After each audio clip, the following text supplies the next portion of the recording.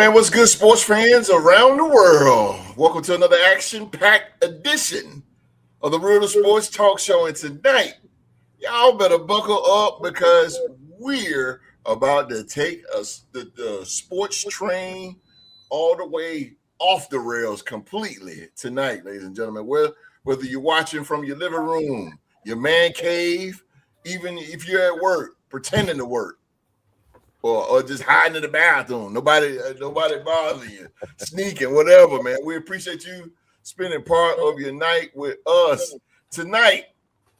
Me, the host, has landed. I am handing over the keys to the Real Sports Kingdom.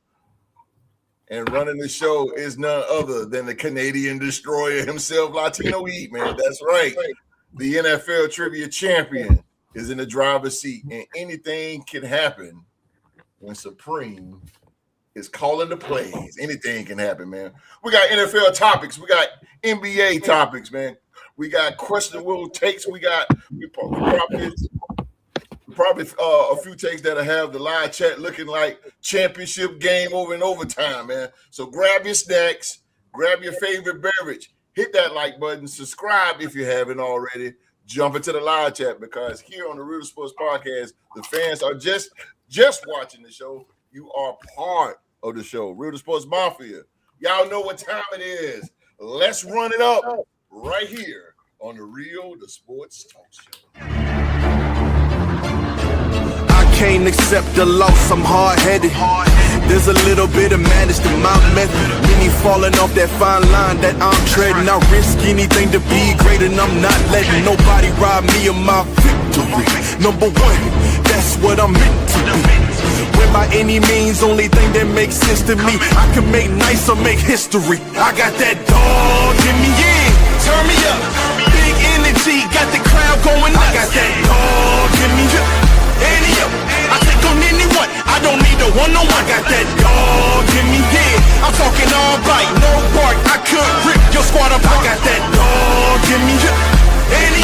I take on anyone, I don't need a one-on-one. I got that dog in me, yeah. I'm talking all bite, no bark, I could rip your squad apart. I got that dog in me, so what's up? Yeah, so what's up? I told her move over. Enough of that mediocre, I've been the man since cruising around in the stroller. I got ice in my veins like a cut in Minnesota. Why not show you how I'm built? Come a little closer, ayy. Lot of heart, been smart, aura got a glow. We can restart, give head start, still get the same result. I'm about mine, don't you get it confused, I'm a win. Man, we want to thank each and every one of you for taking time out on your Saturday night to hang out with us, man. Whether you're watching from North Carolina, California, Canada, Australia, or anywhere else across the great sports loving world, man. We appreciate you being part of the sports mafia tonight. Now, tonight is a very special night, man, because I have decided to turn the controls over to a man who has never met a football statistic that he did not know, man. He brings passion and energy. He brings it all, man. The NFL knowledge as well to make any front office just freaking nervous, man. That's right, ladies and gentlemen.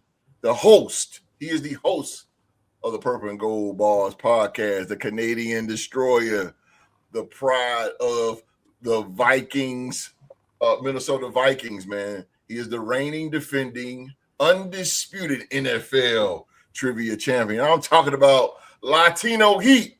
Latino Heat will be the host for the night. But first things first, I have to give respect to the OG who resides in Winston-Salem, North Carolina.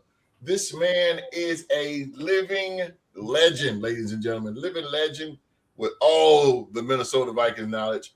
Very well knowledgeable guy himself. He is known as the James Bond of Winston-Salem. Cool, calm, and collected. Ladies and gentlemen, he is representing the mighty Minnesota Vikings, the legendary Q Diggity Dog. Hey, what's going on, people? Glad y'all able to tune in today. As you see in the NFL, we got the OTAs. We're getting riled up getting the NFL blood bubbling, leading into the off season and then into the preseason. So we're getting ready. Stay tuned. We got some good intakes. Spring gonna be running the show. So sit back, get your favorite beverage, like the host said. Yes, sir. Enjoy the company and live chat. We're looking for y'all to pop right in like you normally do. Yes, sir. Yes, sir. Yes, sir. You already know, baby. You already know. So grab your snacks, grab your drinks, settle in, get your favorite chair, jump into the live chat because tonight's show belongs to you as much as it belongs to us, River Sports Mafia. Now, let's give a huge welcome to tonight's host, ladies and gentlemen, Latino Heat. Let's go, Orderly. What's going on, ladies and gentlemen? Welcome. Thanks for joining us tonight on the Real Sports Podcast. You know, your number one place for sports analysis, roundtable talks, some of the best personalities you're going to find online, ladies and gentlemen. Can you dig it? Ooh, yeah, ladies and gentlemen.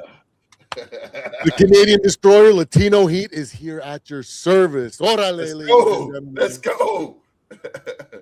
Let's go. What is going on? But yes, today I am taking over, and we got a bunch of topics, a couple late additions to the slot here. We got to talk about some things. You know, let's quickly start off. I want to get everybody's opinion here because this has been breaking today.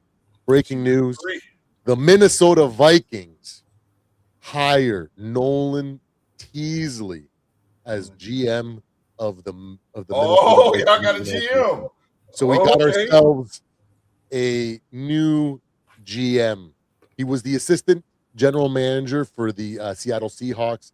You know, he spent the last 13 seasons in Seattle's front office, you know, rising from scouting to intern GM assistant, you know. Yeah. The guy, Spurs. Guy's been up there and he's doing the work and he deserves the opportunity that he's gotten. You know, it's been well publicized. Our Vikings, the Minnesota Vikings, have been looking.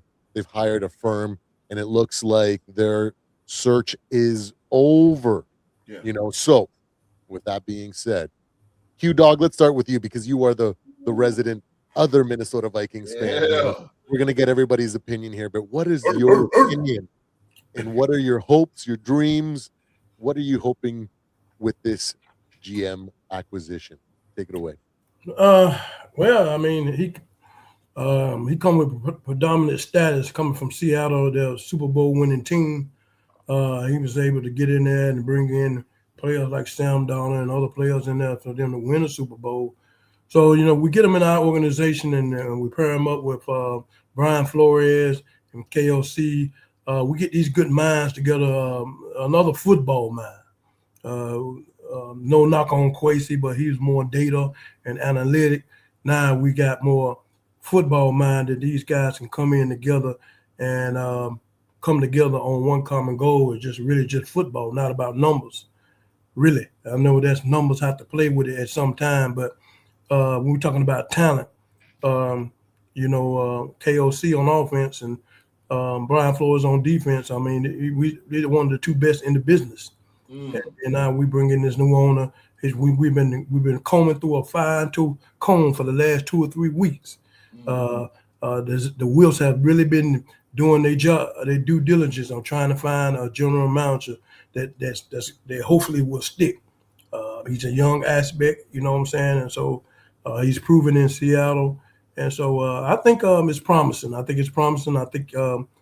KOC and Brian Flores, it'll be a general manager they can work with. All three of their minds together, they can do some things. So I'm kind of proud of I'm proud of the process though. You know, I'm proud of the process that the Wills took. I mean, this thing went on about 3 weeks.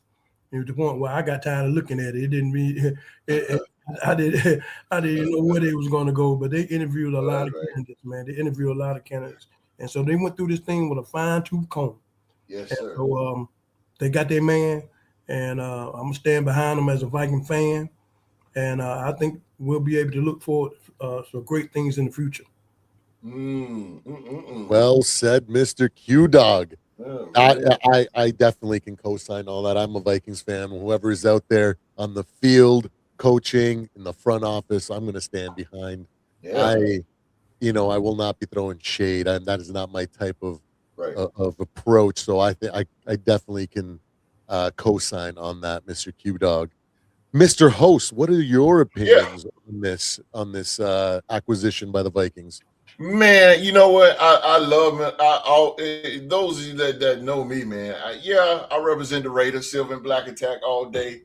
33 years in, man. But I'm telling you, man, this is good for the Minnesota, the organization. This is going to be great. Minnesota has made some great acquisitions this offseason, and I look forward to seeing Minnesota Vikings football. I really think they're going to make some noise in that NFC North, man. I really got a strong hunch that the Minnesota Vikings is going to be a top 5 contender in the National Football League. Brian Flores is going to bring the pain with that defense. Minnesota is just a city that's starving for a championship, and man, they've gotten close, years in the past, man. But this time, I believe that they're heading in the right direction. That Minnesota train is rolling. I got faith in Kyler Murray that he's going to uh, be the quarterback, the quarterback that you guys have been wanting. And you got the best wide receiver in the game, Justin Jefferson. Man, he's going to open it up, man. That dude is about to eat. I've seen, and I know his OTAs, and I know we got highlight clips, and we see all that good stuff out here. Let me tell you something, man. I got a feeling with Minnesota that they are going to be the team, one of the top teams. You got the Rams, Niners, Eagles, and you got to put Minnesota. You just have to put Minnesota there because on paper, you guys look great. I wish the best for you. You got a good GM, man. Is going to come in. He's going to change some things. It's going to be a little different. But man, you talking about a home run? Y'all been hitting nothing but home runs out of the ballpark this offseason. I can't wait to see, man. Can't wait to see. I am definitely with y'all Vikings this year. Definitely with you. Thank you for the nice words there, but I really appreciate your optimism and your kind of hunch there, and I'm hoping Yeah. that we're all sitting with our gut feeling the same thing. But Yeah. let's take a moment. Mhm. Let's go back to that message there. Miss Sheila Dupree is in the Oh, chat. Sheila Dupree. So Sheila Dupree. we have to send our salute and thank you for your Yeah. service. Yeah. We definitely appreciate you having you here every single week. You are a mainstay in this I'm chat. trying to You tell are you. incredible. Thank you so much for supporting us. And so yes, with that being said, I'm excited. I'm an outside of the box thinker. Okay, I am not a traditional, so I am more like Kwesi. So I respected Kwesi for the fact that he's trying to do things not the normal way, right? Mhm. So there's a lot of pros and cons that comes with that. There you can trailblaze and create a path that nobody's done before, and all of a sudden everybody's gonna copy. Mhm. Or there's pitfalls. You Mhm. try a bunch of things and now you've lost your job, and that's kind of what happened with Kwesi. But I still respect the effort that he made, and I think he was a great, good man of character. And so I respect and I appreciate what he did for us. But it gives a little bit with this hire. It gives us a little bit more of that confidence because we're more going back to the traditional lens of operating as a GM, Mhm. which as a fan base, it's going to be a lot easier for us to digest because the moves are going to make sense. We're going to be able to look back at how other teams have done things and even previous Vikings organizations in general, good organizations and good GMs, how they see things and do things, and we can go, okay, he's just following that train of thought. We can stand behind that. So on that aspect, I think it's going to be really good for the fan base to just be happy with a more traditional way the GM role is being operated at. For me, the one thing that I'm excited for, I know it's not going to happen this year. We have to wait till next year. But now that we have a traditional minded GM, how he operates the draft next year and how going forward, because that was That's a it. big factor Yeah. that Kwesi, with his outside of the box thinking, he made some, he took some swings. We got Yeah. Jordan Addison. We Yeah. got our kicker, Will the Thrill. We Mhm. got Dallas Turner. We got some great guys, Mhm. but we also had a lot of misses, and that Mhm. really irks the fan base, right? So that consistency in the draft going forward to build as we continue to build through this younger defense and this strong core, which is only going to get older, right? Like we need to Mhm. be able to get good drafting going forward. And that's what really has my hopes up. And then, of course, I'm happy and I'm trusting that his day to day and his GM duties are going to be on point, and I think it's a good thing. I'm happy. He's You know been in what? the league for a while, so You know what, Supreme, really quick, man, that I like what the Vikings did, man. Y'all went and got Jennings, man. Third and Jennings. Oh, man, yeah, if y'all he's a don't know solid. about Third and Jennings, bro, Hmm. this guy ate. I mean, he destroyed the Kansas City Chiefs defense in the Super Bowl 2 years ago, 3 years ago, either or. This guy is third down. Yeah. He is the guy. I'm He's telling a you, very man, good receiver. he's a very good receiver. Minnesota got 4 weapons on offense, man, in the receiving core. And that's Justin Jefferson, Jordan Addison, third and Javon Jennings, and TJ Hawkinson. Oh my God, this is going to be good. This is going to be good. And you guys produce that West Coast offense still with KOC. Got that West Coast unorthodox offense. Yeah.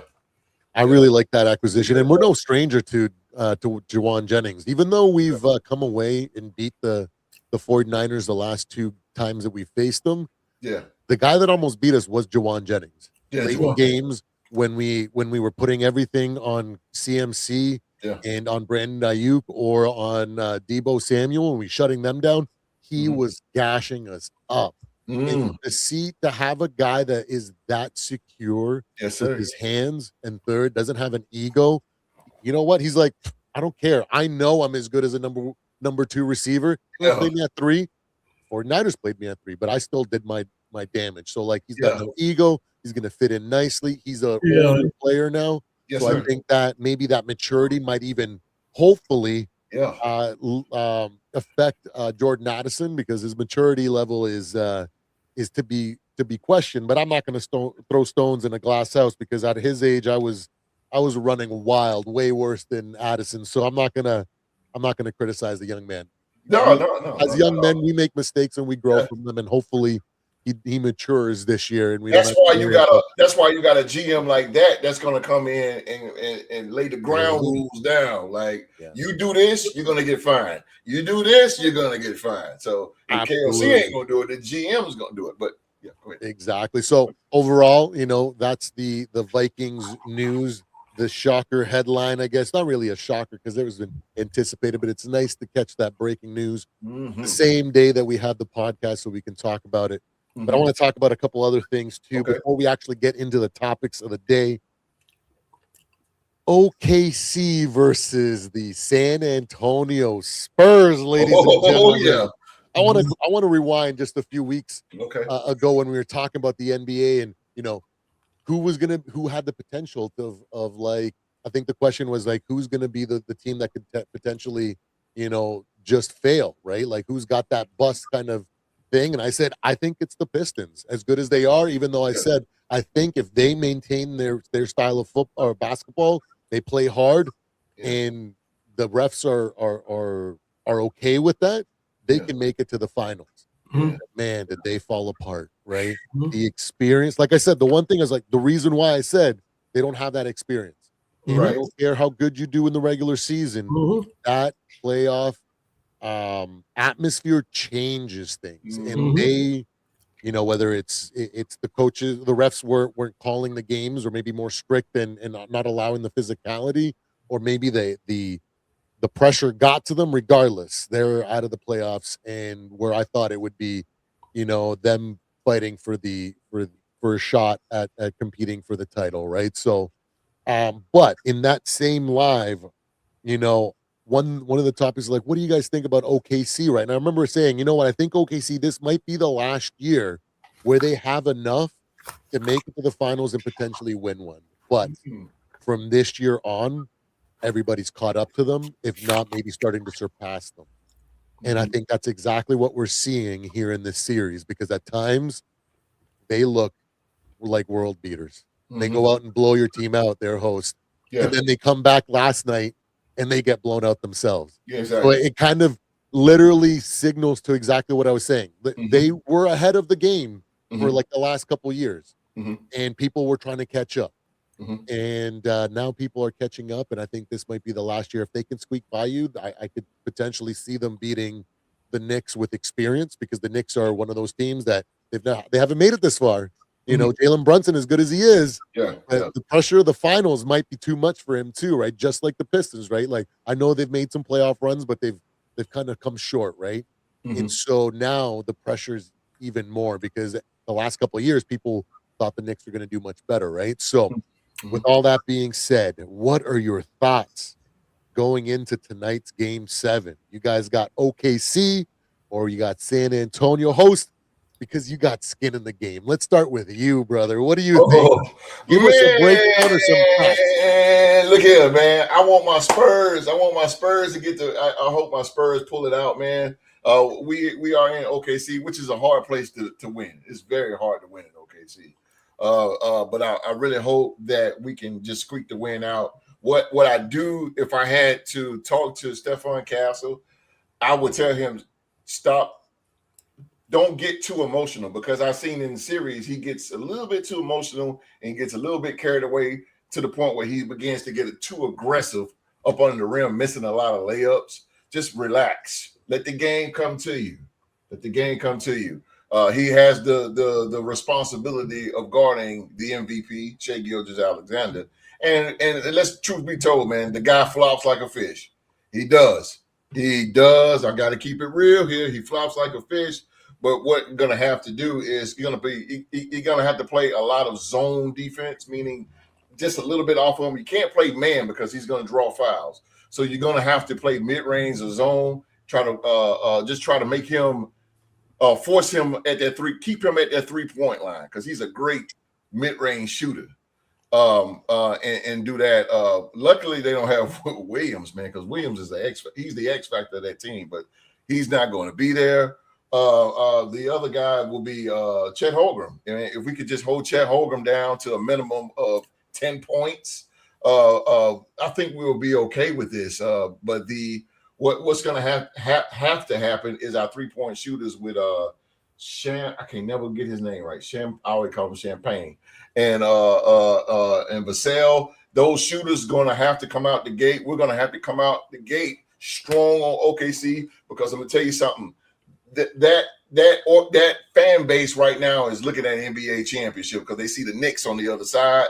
So they are going to be loud tonight. They're going to be cheering. The energy is going to be crazy through the roof. And as San Antonio, if I was Mitch Johnson, the coach, listen, do not hear the crowd. Let's play our game. Let's go out here, play just regular basketball. Don't be too aggressive. Don't get too emotional, because when you get emotional, man, you lose focus. So we cannot do that, man. We cannot do it. If we get that thing done, we can get the job done. And then next thing you know, next week, man, we got the Knicks coming in San Antonio. It's gonna be good tonight, though. It's gonna be good. This is a new rival. This is going to be the new rival probably in the future, with the Spurs, the young Spurs, and also the young OKC Thunder. So I can't wait for it tonight. Well said, host. Well, with one little additional question for you, do you think it's going to be a close game? Are we going into overtime, multiple overtimes, or is it going to be a blowout one way or another? I see it overtime, brother, because these guys are going to give it all. If you look at last year when the Pacers came in, the Pacers gave the OKC some overtime thrillers. So this is again, and the Spurs are way better than the Pacers of last year. So this is going to be good, man. This is going to be good. This is going to be real good, Supreme. I'm talking about this is a Q know what I'm talking about with this, and you as well. This is going to be New York Knicks, Chicago Bull level. This is going to be like it's going to be like that. Yeah. It's going to be physical. These guys are going to give it all. You're going to see bodies jumping over the crowd, diving for the ball. It's going to be lit tonight. I can't wait for it. Absolutely. Well said, Mr. Q Dog. So we got the host taking the San Antonio Spurs in a close game, maybe multiple overtimes. What are your thoughts on tonight's game, the OKC Thunder versus the San Antonio Spurs? Well, I'll tell you what, this has been a very interesting series. It started out with, I think the Spurs took game 1, I think. I think y'all took game one, right? Yes, sir. Yes, sir. Okay, y'all took game one.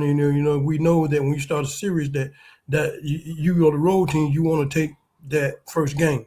Mm-hmm. But then OKC rebounded, got the second one. Then OKC took the first one in San Antonio. Mm-hmm. And so, it's kind of like it's different what I've been seeing in series, that a traveling team comes in and takes the first game. Mm-hmm. And they did it on both sides. Mm-hmm. So that let me know that these teams are for real. Mm-hmm. They come in with confidence. And they managed to make it to a game 7. Mm-hmm. And we have seen a lot of game 7s in our lives watching football. Ain't nothing like them. Mm-hmm. I'm trying to tell you, but it's blood, sweat, and tears tonight. Oh boy, you gotta love it. It's blood, sweat, and tears. And the thing about it, it boils down to one thing, and I always say, experience. Experience. It's too much pressure in this game. Absolutely. for a lot of these players out there. They just keep it real. Too much pressure for them. Yeah. You're gonna see some of them. They just ain't gonna know what to do. Right. But the thing about the Spurs, if they didn't have this one person, I would just write them off for this game. Mm-hmm. Mm-hmm. And that's my man De'Aaron Fox. Come on, bro. Come on. He is the veteran of this team. He is the father of this team. They respect him as the OG of this team, like y'all respect me as the OG of this podcast. Yes, sir. And so he is the one, as you notice, when he has the ball in his hand, how controlled that offense is. Mm-hmm. You ever notice how the offense is different when he's not in the game? Mm-hmm. It's kind of erratic a little bit. Mm-hmm. But he controls how this offense is being operated. They will be able to stay in the game because of him. Mm-hmm. It will keep him calm. He will keep him through the focus on the operation of our offense, what we need to do. He is a key player. Yes, sir. I'm telling you, you can't get no more killer than him on that team. If you take him out of there and he doesn't play, they will lose this game. Absolutely. I promise you they will. They will lose it. Absolutely. So on the other end, OKC, watch out for my boy Caruso. Watch out for him. God almighty. That dude, he's an energizer bunny coming in an aspect when he comes off the bench. Yeah, he's been proven. He's got the experience, like I said, and that I don't think this will rattle him. He at home, and he'll get more juice, and he's clutch. Mm-hmm. He's clutch, man. He's going to scrap. He's going to fall, lose ball. He's going to do it all. Caruso's going to do it all. And that energy probably get contagious once they start seeing him doing it. So I'm looking at these two men here, Caruso and Fox. I'm looking at these two men. The energy they bring and what they bring is going to set the present tone for both of these teams. Oh, yeah. I'm not looking at the star players. I'm not looking at them. I'm not looking at them, bro. Right, this is a pressure moment. All the pressure is going to make you a diamond or bust you like a pipe. There you go. 1 to 2. So them the two men that we need to be paying attention to tonight. And you're going to say Q-Dog did tell you. Yeah. But I'm telling you, you will see the difference, man. And these two men is going to make or break their team, man. We're looking at the star at Alexander. And, and all these other guys, man. But these the two guys that I see. Now, and as I cut through this series with my vision, I see that they are the making to take these teams to the promised land, and that's the NBA Finals. This is the game. This is the game where you bring it all out. I don't care what it is, you bring it all out, man. Yes, you bring it all out because it's hard to get back here. Yes, sir.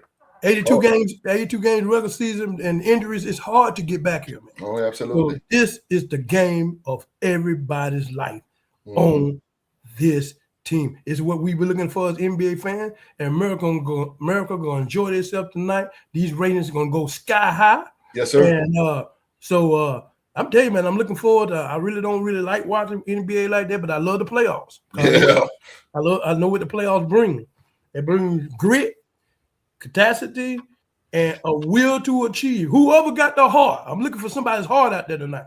Whew. Like the 5 heartbeats say, is there a heart in the In the house? house tonight. Stand up. Yes, sir. Boy, I Somebody got goosebumps, boy. Hey, y'all can't see it. I got goosebumps, boy. I got goosebumps, boy. Is there a heart in the house The way tonight? you talking, boy, I'm not ready to play. I'm ready to play, boy. Yes, I sir. give me a We Spurs gonna see. uniform, boy. Is there a heart in the house tonight? That's what it's all about tonight. It's Yes, all sir. about heart. Yes, sir. Yes, sir. Let's go. Good luck, Great. oh man, I'm not gonna pick a winner. So because of this, because it's a 7 game, man. I mean, I'm telling you, they done made it all the way this far, going back and forth. You don't even know. But whoever shows me heart, That's if you show me heart, then I know you the man. But I gotta see your heart after the night. Yes, sir. That's awesome. Our heartbeats, baby. That's awesome. I love it, man. Q-Dog with another banger. That's awesome, guys. Well, I couldn't have said it better at all. You guys definitely highlighted everything that you need. Yeah, that experience. Both guys got OKC. You can argue has more experience because they've won a couple titles in the last little bit, especially with their starting guys, right? But there are some X factors, right? De'Aaron Fox.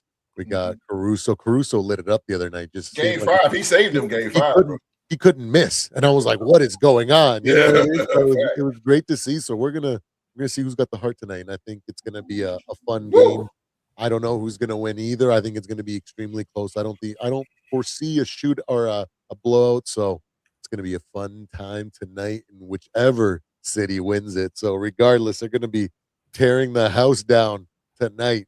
No, I'm gonna pick a winner, man. Partying in the Alamo tonight, baby. Let's go. There we go. And let's move on to another mini topic real quick. Let's get it out of the way before we go check in with the chat. The Montreal Canadiens, their Cinderella story ends last night.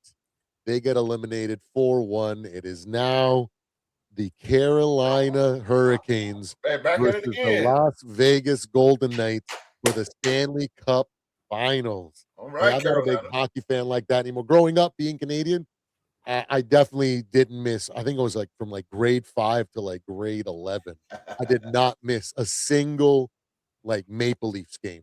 Oh, okay. They destroyed my heart for hockey, man. The Leafs back in that era were just so terrible, and they broke my love for the game. So now, as a result, if it wasn't for those Maple Leafs, I wouldn't be a football fan like I am now. So I have to give thanks in all situations. But so I don't have the kind of details, but I do know the gist, right? We got 2 juggernauts coming in here, both teams. Mm-hmm. The Las Vegas Golden Knights, mm-hmm. man, since they came into the league as an expansion team, out of nowhere, had been a top tier dominant team in the NHL. And this year, the Hurricanes have been dominant. You know what I mean? Putting teams away. They had a long stretch before they played the Canadiens because they basically swept the previous team, if I'm not mistaken. So they were just embarrassing everybody. Golden Knights just embarrassed the Avalanche. The Avalanche was supposed to have the number 1 offense in the league, and they didn't do nothing. You know what I mean? The Golden Knights are that good. Yeah. So we are going to be kicking off with the Stanley Cup playoffs. What's up? So we don't really have to go in depth or anything like that if you guys don't know. But let's say an uneducated guess here. Let's go with that. Okay. Got winning the Stanley Cup Finals, the Hurricanes or the Golden Knights? Let's start with you, host. Oh man, I got to go with the home team, man. They've been here before. Golden Knights was there too before. They won the Stanley Cup before. Oh yeah. So, but I think the advantage goes more into the Hurricanes, man, because this is I don't know too much about hockey, but every now and then on sports, I'm a sports center junkie. I've been watching that, and man, every time they talk about hockey, they got to put Carolina up in there. So I'm going to go with the home team. This is like OKC San Antonio. Yeah. This is going to be a good one, man. If I got time, man, I'm going to try to check into that as well, man, because see the whole team get that Stanley Cup, and here in Carolina, they're going to be talking about it forever. If they can just come up victorious, man. But I'm going to go with the Hurricane, baby. I'm going with Hurricane. Going with the Hurricane. Hurricane. There it is. Q-Dot, what is your uneducated, or maybe you watch hockey? I'm not sure if you do, big hockey guy, but who do you got winning? The Golden Knights or you got the Canes? Yeah, it's funny you asked that. I don't watch it as much as I would like to watch it. I hate the fact that they run their playoffs the same time the NBA run theirs. Yeah. I hate that fact of that. But I got a coworker. His name Vlad, and he's a big time hockey watcher. And he keeps me posted in the playoffs. He's excited. He keeps me posted, and I watch. I glance in from time to time. But I hear strong things about Carolina Hurricanes and how they have went through the playoffs like a hurricane. And so, I'm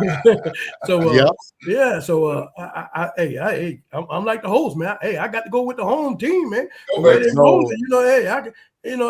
to go with the home team, and it's going to do good for the state of North Carolina if they can take on that cup, man. They've been relevant here the last few years. You've been hearing their name. They ain't like they just newcomers on the block. Yeah. I definitely I will be tuning in, watching them in this championship series. And so we got two dogs, basically what you're saying. Yeah. And man, it looks like that's gonna be a bloodbath. I know hockey can get rough. It can get nasty now. I tell you, it can get real nasty. Yes, sir. Them boys get out there. They bring that pain. They don't play. Yeah, they bring that pain. I like that. But like I say, me personally, I wish I can watch more. I might want to start getting out. Watch a little bit, not too much. I'm watching more.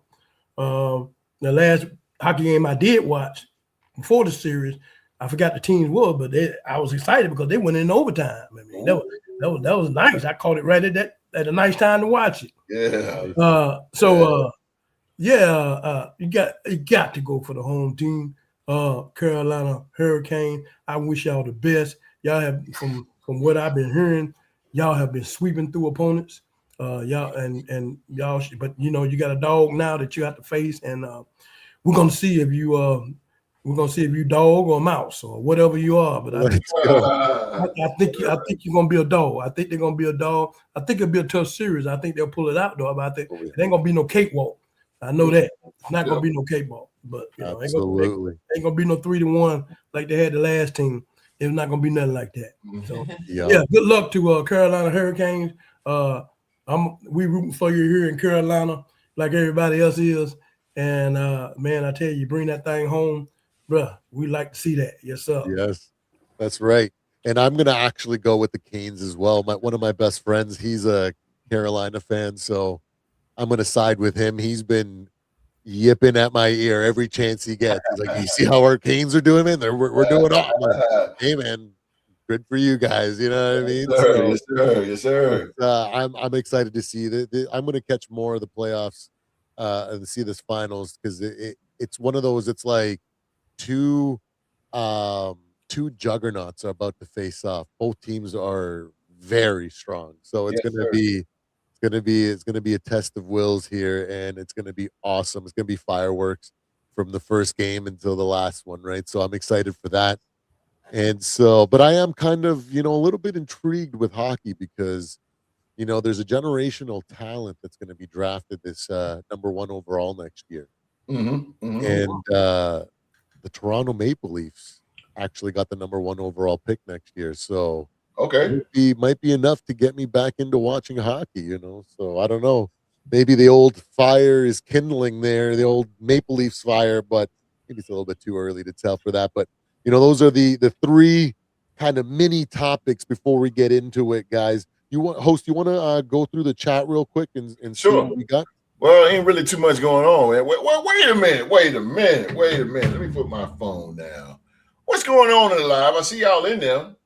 Let's get some comments here. Sheila Dupree was the last one so far. I'm gonna open it up so you guys can see as well. What's going on here, live chat? Let's get some feedback, man. We want to hear from you. Call them out, Q. Come on, live. Come on out of that hole. Come on, get in there, get in this live chat. Y'all part of this podcast too. We keep telling you that over and over again. We want to hear from you now. Come on now. Your opinion matters too. Let's do it. There you go, bro. Y'all heard the dog. Come on now. I'm gonna throw a can of Ray down in there. Come on. Come on. Let me know if y'all can see. Y'all can see the comments. Y'all can see the comments. Everybody can No, see them. they're not pop. Wait, no, hold on. I can switch it now. Hey, there we go. There we go. Ain't nothing going All on. right, it's basic stuff, but we it's What's up, Trey? Oh, all right, you all right, Tree? Everybody's Hey, getting I'm ready sorry. for the It's basketball all game. good, baby. Never late to be sorry, baby. Drinking. Hey, let me tell you something. The dog, boy, he got no sympathy, bro. Come on out of that hole, baby. Come on out. That's right. I see them eyes. Come on out. All right. But that now that we've gone through the chat, make sure that nobody got left behind. Let's get into the real topics for the night, boys. We're gonna do 3 topics geared to each one of us, right? So that way we're not speaking and kind of going over the same things, so but it's all roughly about rookie/young quarterbacks and see what's going on. So first, because we got the flavor of the week here, our number 1 overall draft pick, and the Oakland Raiders, the Las Vegas Raiders. I wish have gone ahead and picked up a young man by the last name of Mendoza. Post, what are your early thoughts and impressions on the Raiders rookie quarterback? What stands out about his game so far, and what are your projections for his future? Ooh, man. Raider Nation, stand up. I think we got a good quarterback, man. But I'm gonna pump the brakes a little bit. I'm not gonna go too far in it. But for what I see, I like Fernando. I like him in Indiana. He's a really coachable type kid. He come from a great coaching tree. What's his name? The coach. I always mess his name up too. But from Indiana. But man, for what I've been seeing in OTA and what I've been hearing from our new coach Clint Kubiak is that, man, the guy is an information sponge. He's an information sponge, and he is learning under Kirk Cousins. He's learning under Kirk Cousins. The guy in the presser, he said that he do not want to miss practice. He do not. I don't care what's going on the outside. He don't want to miss practice. He don't want to miss a snap. He is focused. He is locked in. I'm pretty sure Tom Brady is kind of dealing with him too on the outskirts. And Tom Brady, who's been really quiet as part owner of the Raiders, he's been really quiet in the background. But I know Tom Brady is lurking when it comes down to Mendoza. I think he's going to be something. He's going to be definitely a great leader. People is going to want to play with him. Whoa, that was a lot coming in. Yeah, okay, yeah. But he is. There's going to be a lot. He's going to be not top notch, but he's definitely going to come in with a ball of fire, with a lot of energy. I like the young man. I like him in his interviews. He talked with energy. He talked with a lot of confidence. He's real relaxed in the snap. And I really like that he is being taught to read the defense, something that rookies don't do. They don't do these days. And he's reading the defense. He was talking to again the press, and he was calling out secondary coverages and stuff like that. He see this and he see that and blah blah blah, and he called the audible. And man, I'm telling you, I like the kid. The future is real bright with the Raiders. But of course, we got to we on the rebuild. This is our rebuild plateau right here. So now we have to take baby steps. And what I mean baby steps meaning first of all, we need to focus on getting to the playoffs. Okay. Then the second year, I think we need to worry about the division. And then third, then AFC Championship. Then fourth, Super Bowl. So it's going to be different steps and different stages. We build them. Got good rookies coming in. Receiving core, man. Our secondary is revamped. They look great. We just got to put Terry and Johnson, who we got from Buffalo, cornerback. We got to get his contract situated, which they will.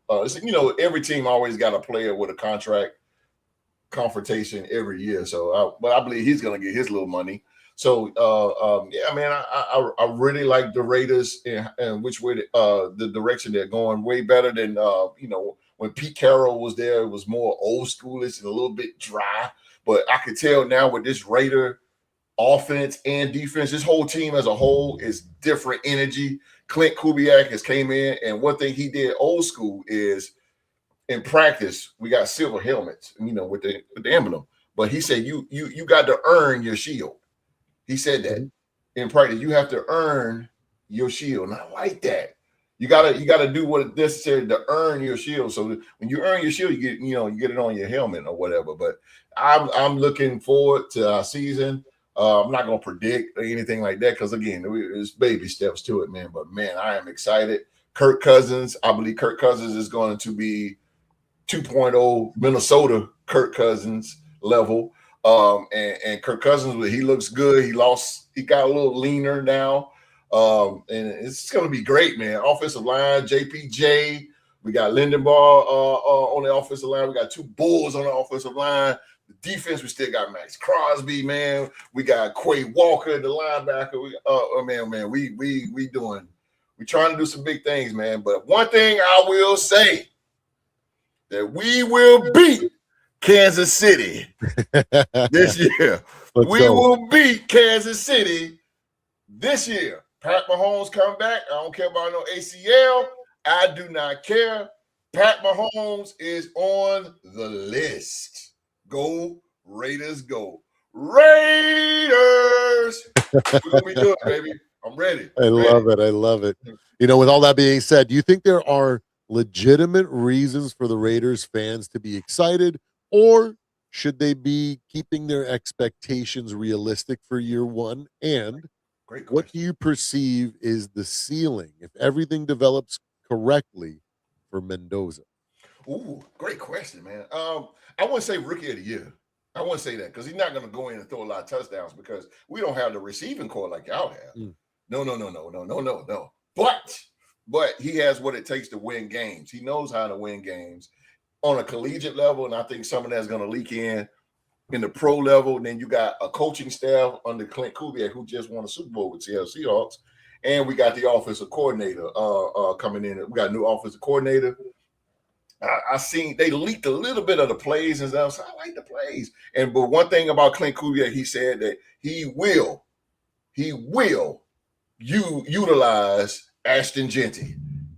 And that's something that didn't happen last year under Pete Carroll and Greg Olsen, our offensive coordinator. He didn't use him as much, and this is going to be good. Geno Smith is away from us, so that it's going to be Brock Bowers. Man, this is going to be great, man. Thank y'all for Speedy. We got Speedy now. So hey, man, the sky is the limit for the Raiders. The future looking bright. And it's time for us to come out of that AFC West bottom. It's time to come out the basement, y'all. Time to come out the basement, Raiders. Let's go. Tim Brown even said it too, man. Tim Brown, you know what Tim Brown said? He said, it is time. That's what he said, bro. He was out playing golf. Tim Brown, one of the greatest Raiders of all time. He said, man, it is time. He said, it is time now. He said he see bright future. When Tim Brown says it, I'm saying it. So I'm ready, baby. I'm ready. Sky's the limit, baby. Right on. So it sounds like the Raiders fans do have legitimate reasons to be excited. Yeah. Stand up, y'all. Even though they should be still aware that it is, still early. You guys are coming on a rebuild, so it's not like you guys are going to be going to the Super Bowl next year or this year or nothing like that. It's like you should be excited based on what you're doing over the next couple of years. So that sounds very reasonable. Yes, and I'm excited to see. I've been saying, man, let Michael Myers go, man. Let that man go out there. We seen him. He had a couple three touchdown games. Yes, sir. Performances. Yeah. I know his ability to do damage in the running game. I'm excited to see that. You guys, you say you don't have a receiving core like that, but you know what, man, Speedy, he's a very solid, receiver, and you guys got Brock Bowers, which is essentially he could be your number one receiver. Doesn't matter that he's a tight end, so that guy is something special. So you might be a little bit surprised on how many first downs through the arm of Mendoza happened this year, and how many touchdowns this young man gets to start his career. So I think it's going to be a fun season. There's going to be ups and downs. There's going to be some some learning and growing pains, and and a lot of fans, unrealistic fans, are going to be really upset because they're expecting 10 wins. You know Yeah. what I mean? So going crazy, unrealistic. But Yeah. if you stay focused and you focus on what you have and where you are, enjoy where you are now, Yeah, man. because Yeah. this is the fun season Yeah, where you man. get to see things explode, things come together, and you guys are. If everything works out well, and Kubiak develops and shows that he is going to be a good head coach, Yeah. and the offense starts humming, Oh, yeah. you guys might be Just something wait. dangerous. I We told you won last 4 year, games. your division is now wide open. I don't Wide think open. I don't think KC owns that division anymore. It's No. anybody's division now. No. So you No. guys are should be having fun over the next years. We won 4 games, Supreme. We won 4 games last year. If we Mhm. get 8 and 9, I'm okay with that. You guys could have won easily 6 or 7 though, because there was a Yeah. bunch of close games. Yeah. Right? Like We the tanked Denver with game. the Giants. We tanked with the Giants. We tanked that The game. Denver game, you guys lost by like a point or something like that, or something ridiculous, right? Like just a Mhm. score, Mhm. field goal or something like that. It was just at the last minute. It is what it is. Yeah. But I think this year is going to be fun for you guys. So I'm excited. Yeah. I want to see Michael Myers run wild, man. I want to see him Yeah. causing havoc and 2 tight being. end set. I want to imagine guys, on the defense for like the Broncos defense or the Chiefs defense or Chargers is your other team, right? Yes, sir. Right. I want to see them waking up in the middle of the night.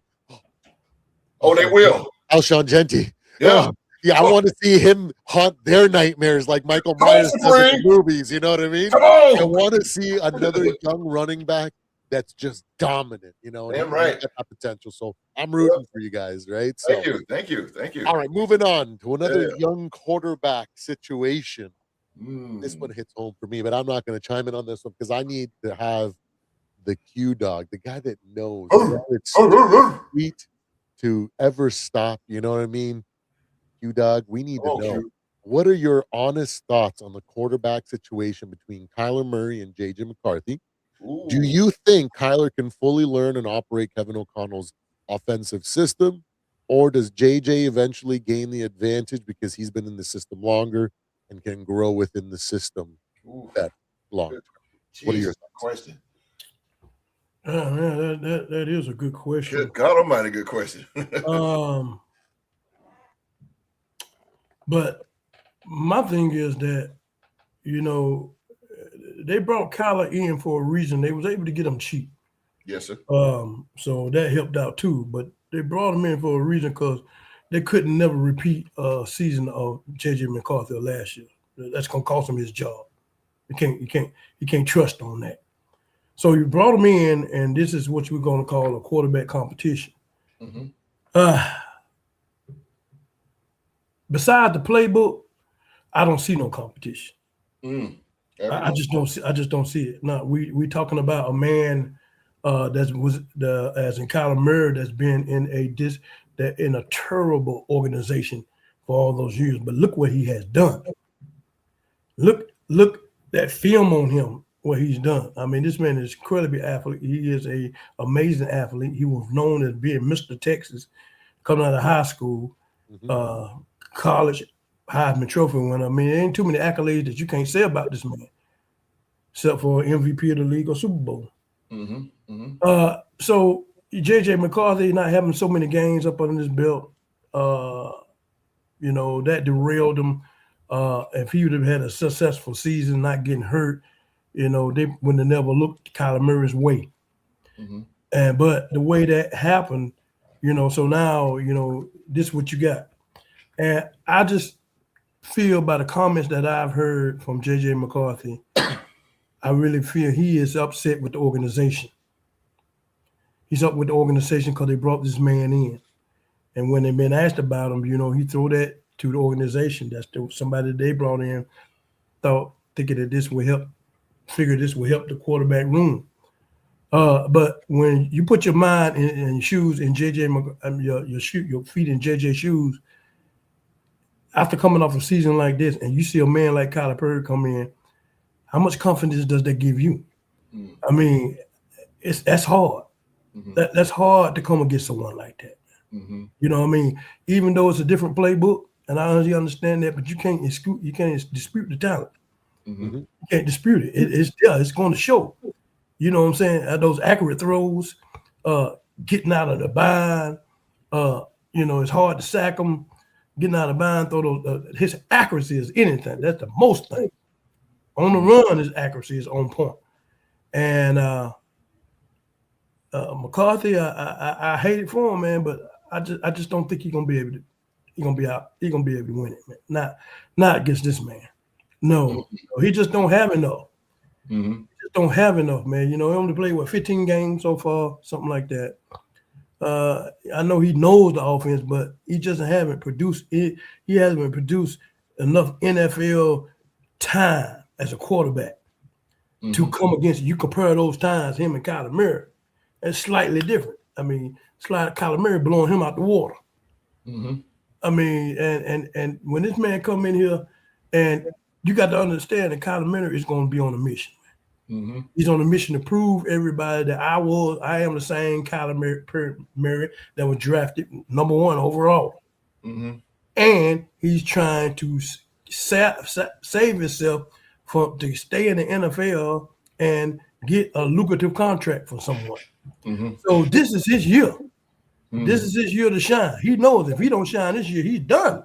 Yeah, absolutely. He's done. He knows that he's done. Absolutely. So what we're getting a Kyler Murray that's hungry again.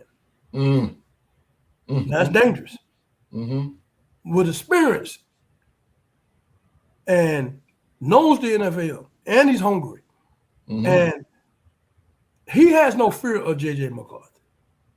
He has no fear. He respects him when he talks to the media, and he's a young man, and that he don't mind passing on the knowledge to him, but he knows that he know who he is.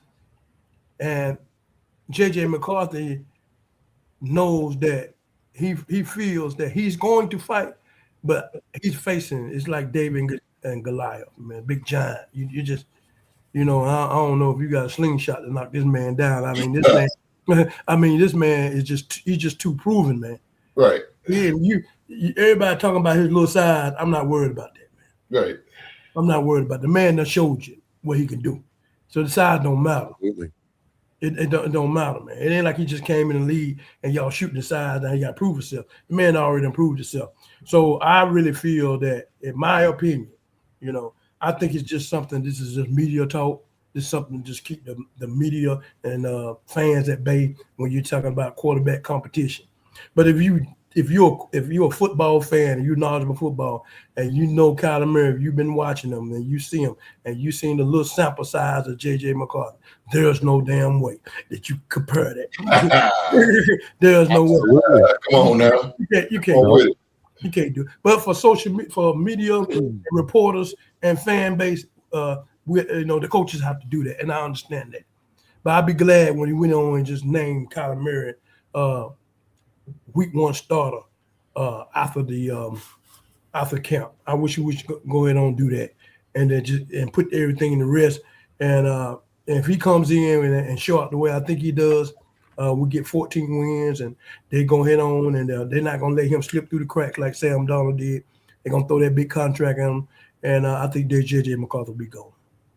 That's just my opinion. No doubt. Yeah, when it comes to both of them, you're absolutely right. The athleticism, the physical talent is all on Kyler's side. You can't deny that. Can't. JJ didn't look like that out of the draft or his combine stuff. That's not who he is. Absolutely. But the Achilles heel for this is why I positioned the question the way that I did, because when you want to compare them both on athleticism, JJ can't even hold a candle to the man. No. Right? He's just far superior when it comes to an athlete and a seasoned quarterback. Okay. Yes. Yeah. But he's like Achilles, Kyler Murray's is, and his Achilles heel is his work ethic and his ability to do homework. For someone that has to be put in their contract, you can't be playing Madden every night. You know what I mean? That's the problem, right? But that chip on his shoulder Yes, might sir. be the thing that puts that to rest. And he I got goes something out for that. there, I got something for that right there. right?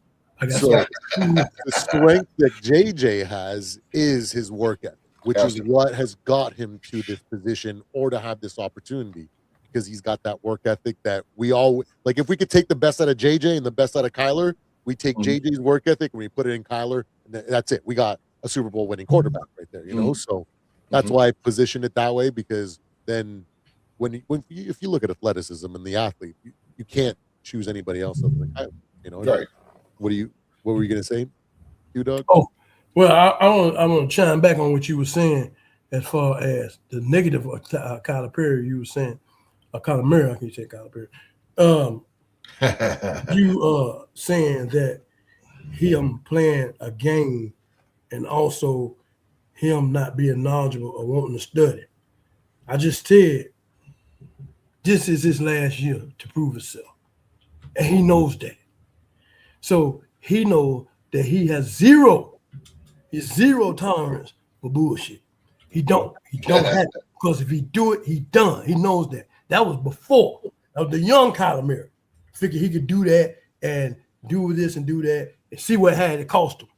It cost him his job. Y'all, you know what I'm saying? It cost his job. Now, if he wants to stay relevant in the league, the talent's still there.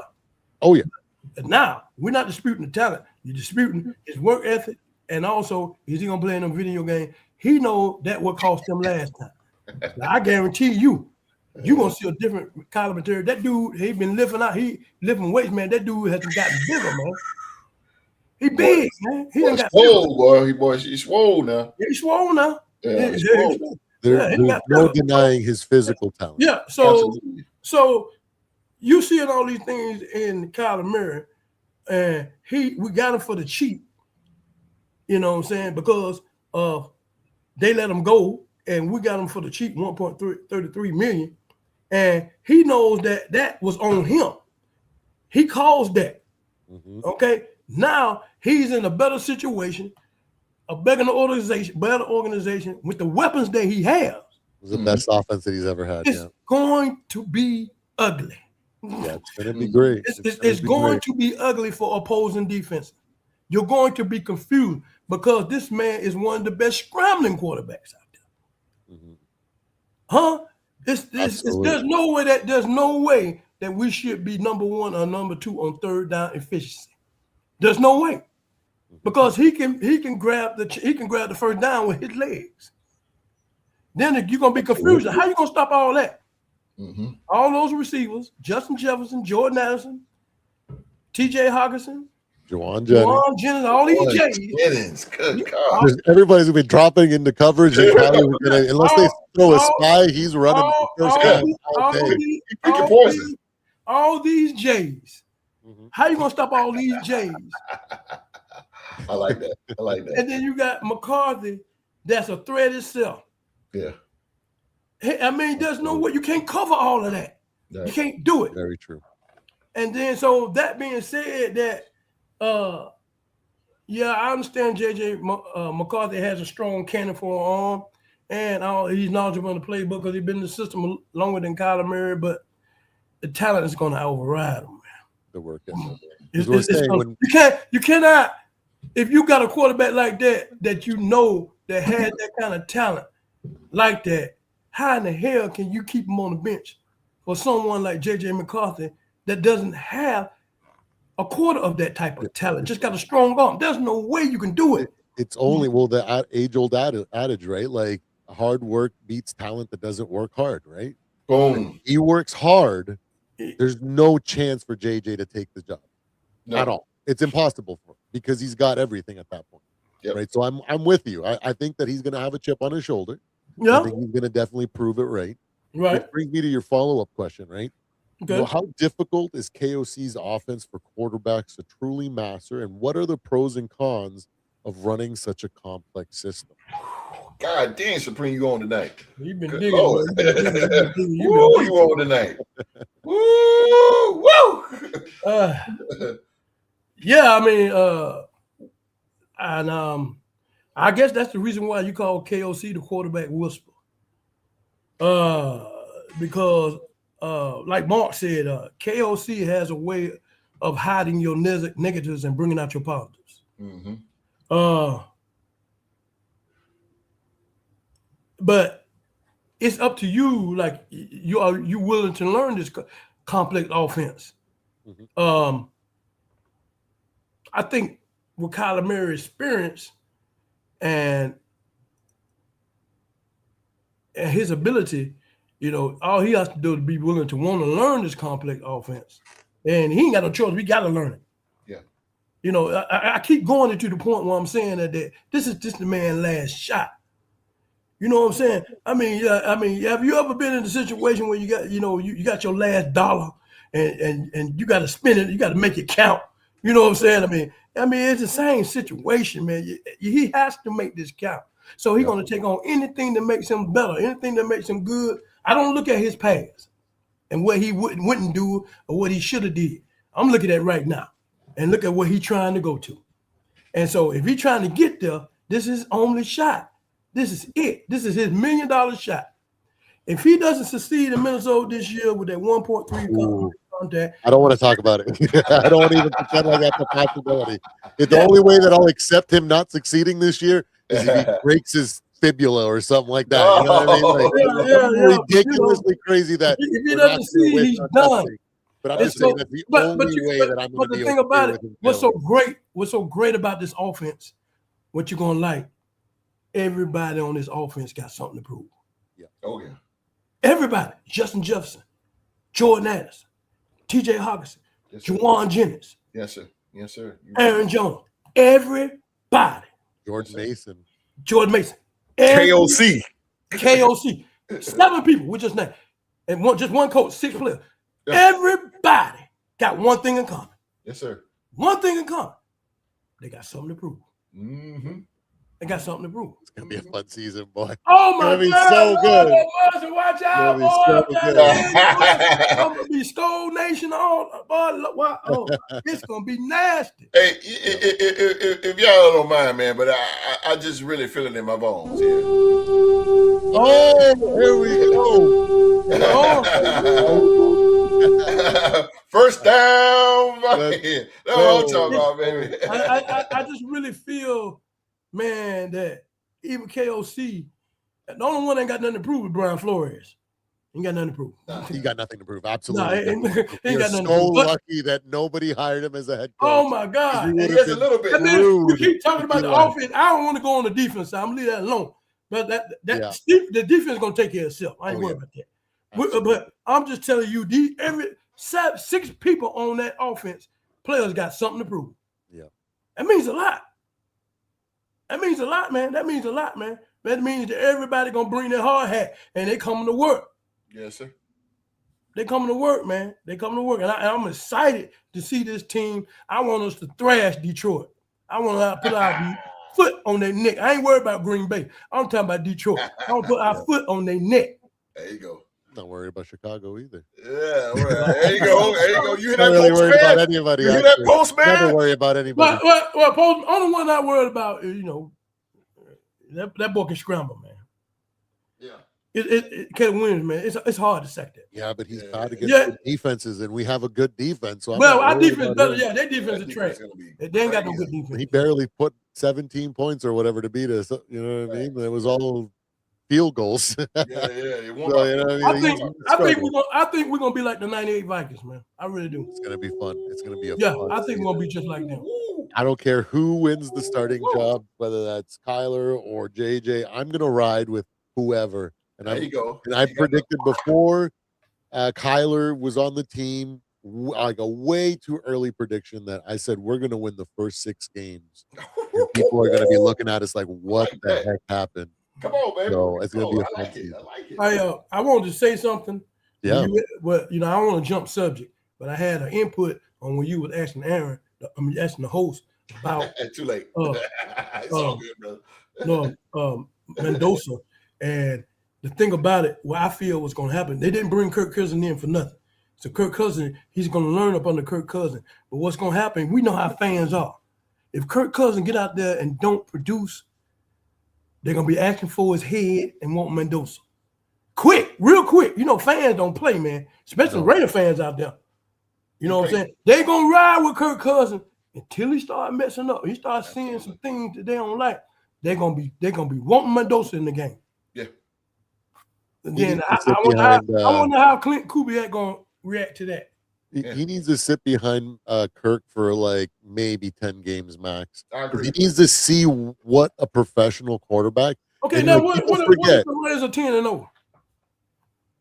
I'm just saying, I mean, what if they're 10-0? If it's 10-0, Kirk Cousins is riding into a new contract and starting somewhere else next year, and Mendoza is going to get the best possible learning experience that he could get. Okay. Do you do another Sam Darnold like we did? Yes, if this man ride you, let's say the Raiders somehow be 16-1 some way. Then what do you do? What do you do? We know that's mighty highly improbable, but what do you do? Do you ride with Kirk Cousins again for another contract? What do you do? I move on. Because you move on? It's the same. So for Mendoza, like I remember 2 years ago when we signed Sam Darnold, right? Everybody was like, "This is the worst thing ever," and I'm like, guys, imagine you had your high school quarterback son, and he got the opportunity to sit in the locker room when a team went to the Super Bowl and got to witness what their starting quarterback and how they always prepared and just was there for the ride, and you didn't get to pay, you didn't get to do nothing, but your son got to experience that. What do you think he's going to develop into going into college, And then I said that's exactly what Sam Darnold had with the 49ers that year. Right. He got to watch what Kyle Shanahan, what that organization with that winning mentality was like, to see Brock Purdy prepare. And he said it himself. I learned so much from Brock Purdy that year, and that's what changed something in him. And that's what KOC took over and brought him to the next stage, right? So you're telling me that if, let's say, this year, Kirk Cousins wins 16-1 and goes to the Super Bowl and loses, whatever it is, Mendoza gets the best learning situation possible. Because week to week, it's not like it's going to be an easy 16 wins. They're going to steamroll everybody. No, he's going to get to witness how Kirk prepares, how he decides. He's going to get to look at all that film and watch how Kirk dissects all that film and prepares game plan to game plan, week to week. And all of a sudden he gets to learn just by watching that. I would say, you know what, Kirk, to me, you are nothing more than, I get it. You are a 1999 Honda CRX that someone kind of put together with all these like used parts that somehow were able to create some crazy race car. But guess what? All those broken parts they're going to fail really soon. You're still a 1999 CRX or whatever that last year was, right? Like, he is as great as he potentially can, because he can catch lightning in a bottle. The guy is a great quarterback. He's got the ability, he's got an arm, he's got the intelligence to do so. But for me, am I going to gamble and say, let's sign Kirk for 3 years and hope that he can do it for the next? No, you're not saying you're too old. You don't do that. Next year, he could fall apart and could only win us one game. Yeah, I would rather say, Kirk, go play and get a starting job from whichever team wants to pay you a ridiculous amount of money after winning 16 games for us, and we're going to roll with Mendoza. And everything that he's learned from this season, it's gonna just build him up, and now he just has to do the reps. And I'd rather lose 16 games and only win one with Mendoza than go in thinking we're going to win the Super Bowl and then Kirk suck for the whole season. Let me ask you another question. Does that make sense? What the record will have to be for them to put Mendoza in? What the record will have to be in the regular season? I honestly, that's why I say maybe 10 games of him starting, regardless of, let's say Kirk's only won them 3 games, but he needs to play a good amount of games ahead of him to see what it's like for him to face adversity. Because there's a lot of things. If they're 3-7, you're saying then you throw Mendoza in. Something like, even if they were, if he had won 6 games out of 10, 6-4, you know what I mean? Like, I'd be like, okay, you've learned enough, depending on what's going on in the rest of the league. I would start considering, hey, is this a time? Has it also depends on what Mendoza's doing in practice at the same time. Good If point. he's looking just as capable, and it's also depending on what situation you are as far as record wise with other teams in the division. that's what I mean. If whatever, the you still division have a is shot. close, you know what I mean? Like, Yeah, if it's what close, you happens- got a shot to be in the playoffs, then what you do? what You stay happens with Kirk. if you have that shot and you roll with Kirk and then he Right. fails? Yeah. Mhm. What are people going to say, right? What if you go, okay, you know what, Kirk, you've done great. You've won us 6 games. There's 7 games left. We're gonna give it to Mendoza, and you miss the playoffs with Mendoza. I think people and he wins them a couple games and does a really good job. I think people it'll be easier to swallow that pill than if you because a lot of people are gonna be like, just play him. He's ready. You know what I mean? And then instead of Kirk going out there and crap in the bed and then missing the playoffs, people are gonna like literally have coming out with the pitchforks and the torches wanting to crucify someone. If they were like, we were this close to winning the division or we were this close, why did you play Kirk? You know what I mean? Like that's what I say. Like, it can go the other way around. You was that close to winning the division with Kirk Cousins, and then now you want to play Mendoza, and then now you fall out the playoff race. You fall out without the lead. I think that's easier pill to swallow than if I don't Kirk think so. I don't think craps so. the bed and then you guys missed the I don't think so. If you that close, if you're 6-4 and your division's around 6-3 or something like that, then you don't put Mendoza in there because you're still neck and neck with those. I wouldn't put him in. I understand your logic, but let's ask the Raider fan right here. Yeah. If you were in that situation, host, and then Kirk Cousins craps the bed and you miss the playoffs, or then you put Mendoza in and he craps the bed and you miss the playoffs, what's easier for you to swallow? I would say Kirk Cousins. Okay. Yeah, I would just say Kirk Cousins. Kirk Cousins has proved in the National Football League that he knows how to win with a mediocre offense in Washington and a great offense with Minnesota. So he knows best of both worlds. And then you got to look at it like this. Yeah, he got the experience, but also this is a new system. So we can't, Raider Nation, we can't put too much on Kirk Cousins like that. We got to be patient. And I know, like Supreme said, that if he craps the bed, the fans are going to immediately say we want Mendoza because he's the Heisman. He won a national championship. He's the star. People want to see him. People pay money, tickets just to see him. And I get that. But also we got to be logic too, man. He's a baby in a man's world. Mm-hmm. So it works for some quarterbacks to put him out there like that and to be like, Mendoza, this and this and that. But then what if Mendoza, like you said, what if Mendoza crapped the bed? Then what? So basically I would say let's just stick to the veteran. Mendoza gonna get his chance. We drafted him, so he got 3 years. Oh yeah, we got a lot. He got 3 years to develop. He's gonna get his time. He is definitely going to get his time. Kirk Cousins is 37 years old, 36, 37 years old. He is going to get his time. But right now, I think we need to focus on Kirk Cousins and let's get this offense rolling. And I'm glad we got Kirk Cousins. Mark doesn't agree with it, but I'm glad we got the guy because even though Kirk Cousins is not a teacher, he's not trying to teach this young man nothing. No. Like you said, Supreme, he is coming in being a professional NFL player. And let's say we go 10 games in, he's going to learn. Mendoza's going to learn he's going to see how to win on a high note, and he's going to learn how to lose on a low note. So he's going to be best of both worlds. We're going to win games by field goal. We're going to win. We're going to blow guys out. Again, we might get blown out.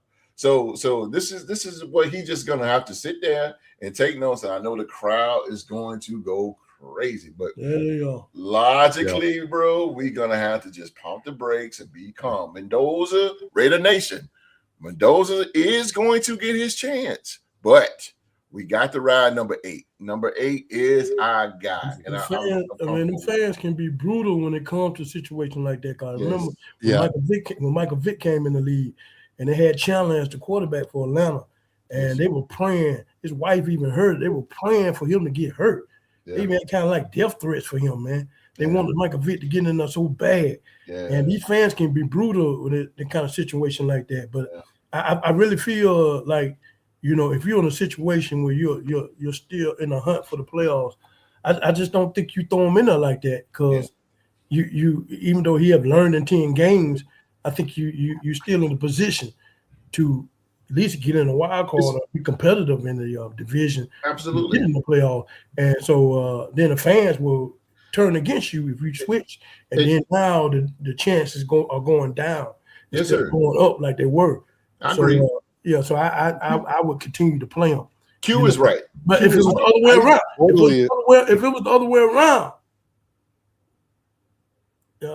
3-7, you throw his ass in there. Yeah. Well, that's an easy decision. But I'm talking like I just hear Mark in my head going, "We're 6-4, we have a chance.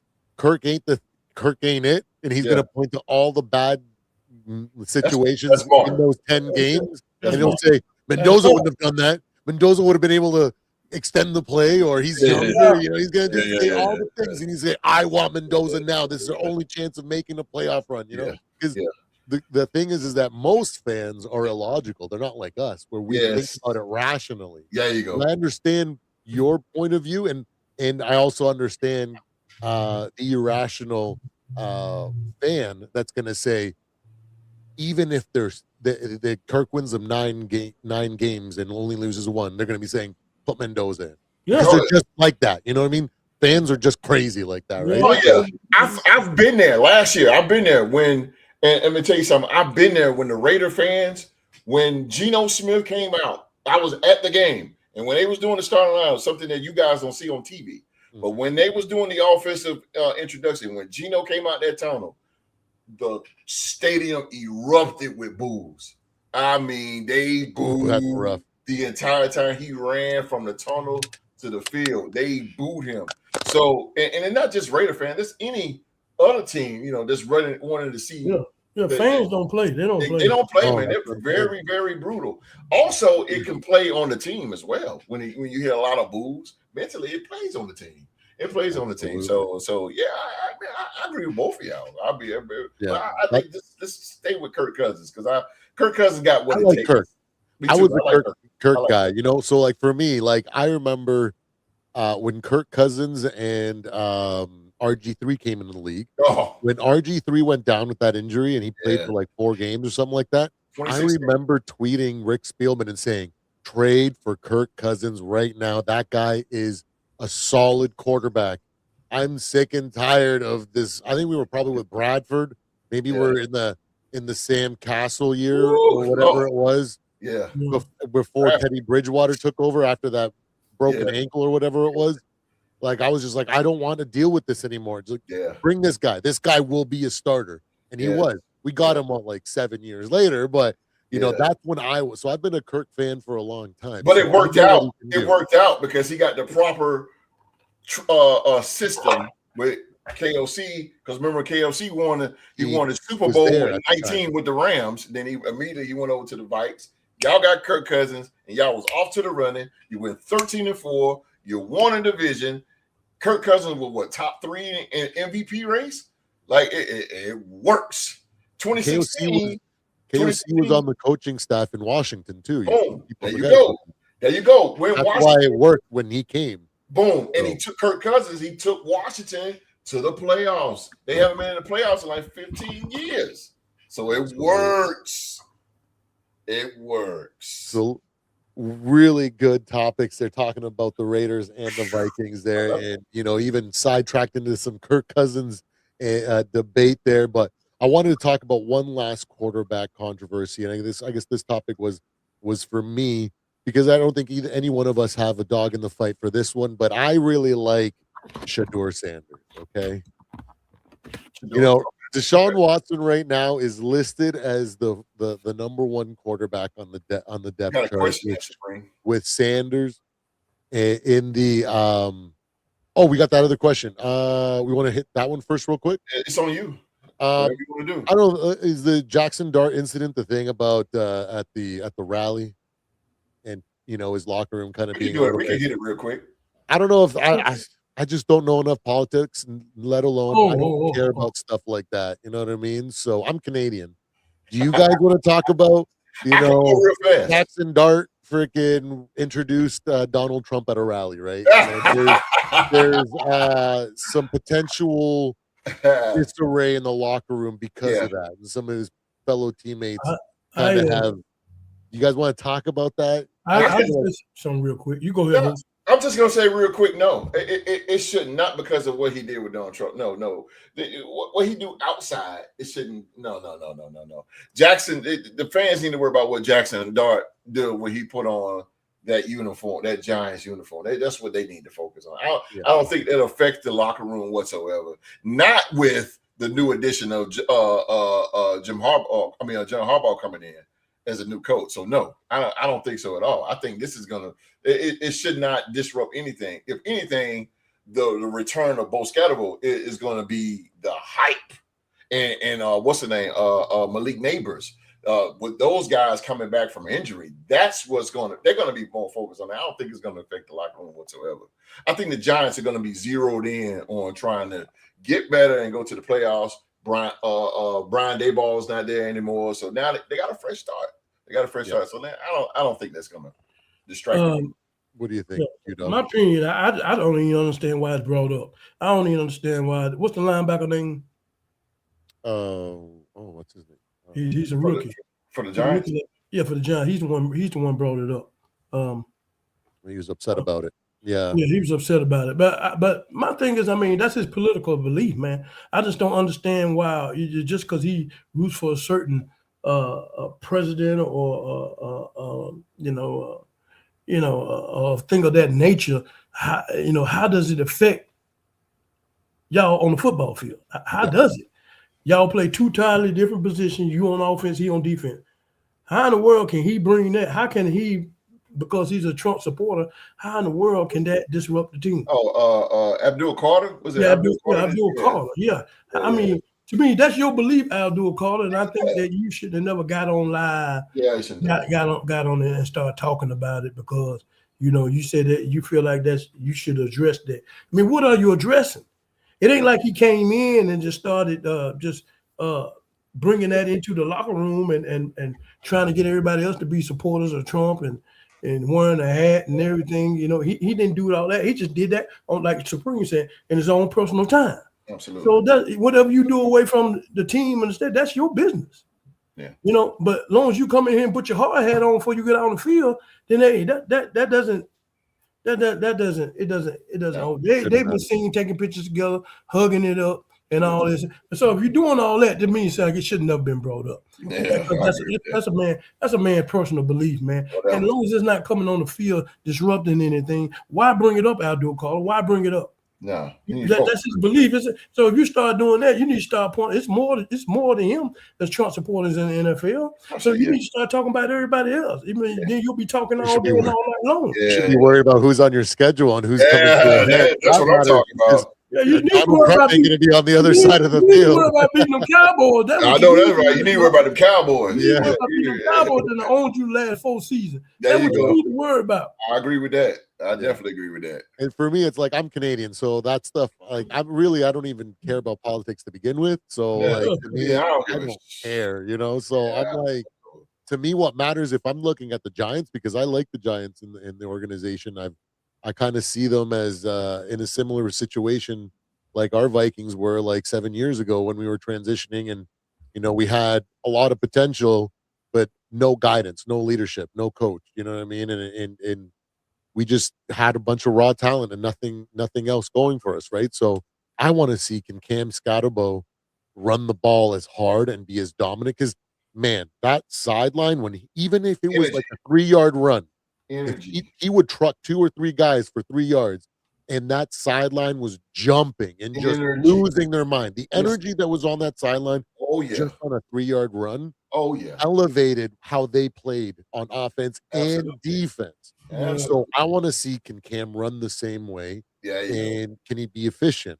I want to see, can Jackson Dart learn to throw the ball and be and put up more than 37 yards in a quarter when things are going rough, when the good defense is in the game, like when we went in there and embarrassed them, right? So that's what I want to see. I want to see what they do. I want to see, can Malik Neighbors come back from this injury and look like that that dude again. Yeah. You know what I Yeah, mean? So yeah. that's what matters to me. I don't care what Yeah. you do. You could be freaking. I'm not even going to say because I could say some wild things. I don't care what you're doing on the Say it. off season, or I don't care what you're doing Yeah, I don't outside care the locker what you room. do. You can have 10 girls on your arm, or you can I have know that's one right. dude on your arm. I don't Hey. care.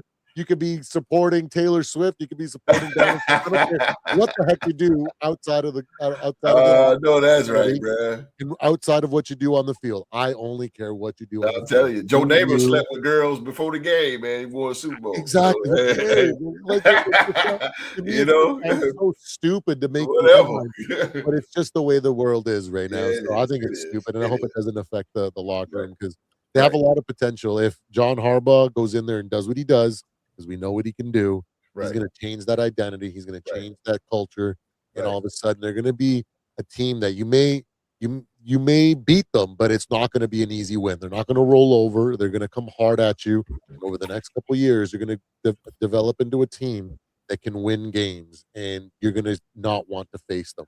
And that's what the Baltimore Ravens were back in the early 2000s, the 2010s. Sometimes they weren't great, but you didn't want to play. When T Sizzle was on the other field and Ray Lewis was on the other side of that, you didn't want to play, even though they were like got 3 wins on the season. You know what I mean? Right. That's what they're going to develop there in New York. And I want to see that transformation. And whatever happens outside, I don't want that to be derailed because of something stupid, right? But Agree. last final little football topic. We'll quickly go over it because I like Shador, right? You know, right now, Deshaun Watson is listed as the number 1 quarterback on their depth chart, right? You know, with Shador, you know, in the wings, you know, how long does that actually last?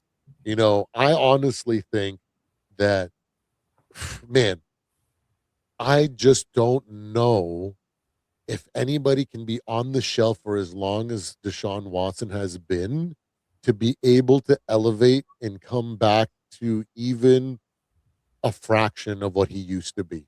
Hey, I remember Deshaun Watson on the Texans.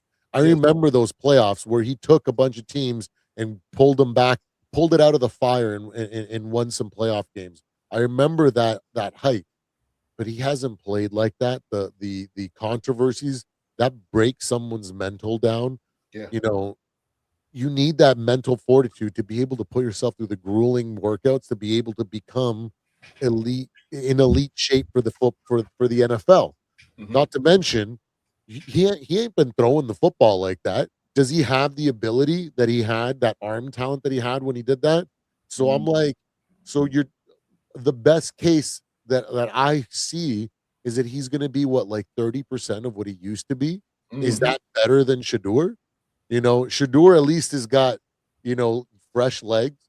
He's got a chip on his shoulder because he did not like what the old coach did to him in that old regime, right? He's got something to prove.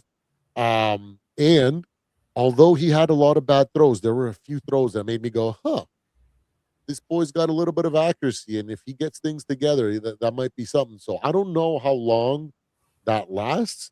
We may not even see Deshaun Watson take the field this year. If Shador gets angry and produces in camp and in preseason, it might be his team going forward, right?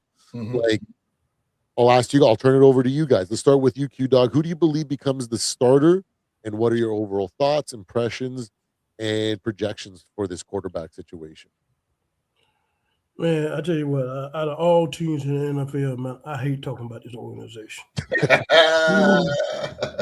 I just this is one of the organizations. Maybe it might be another one, but this is definitely the one Cowboys. that no, I can talk about it. They're relevant, but this organization, man, it's just terrible from the owners up, from the starting at the owner. It's just terrible, man.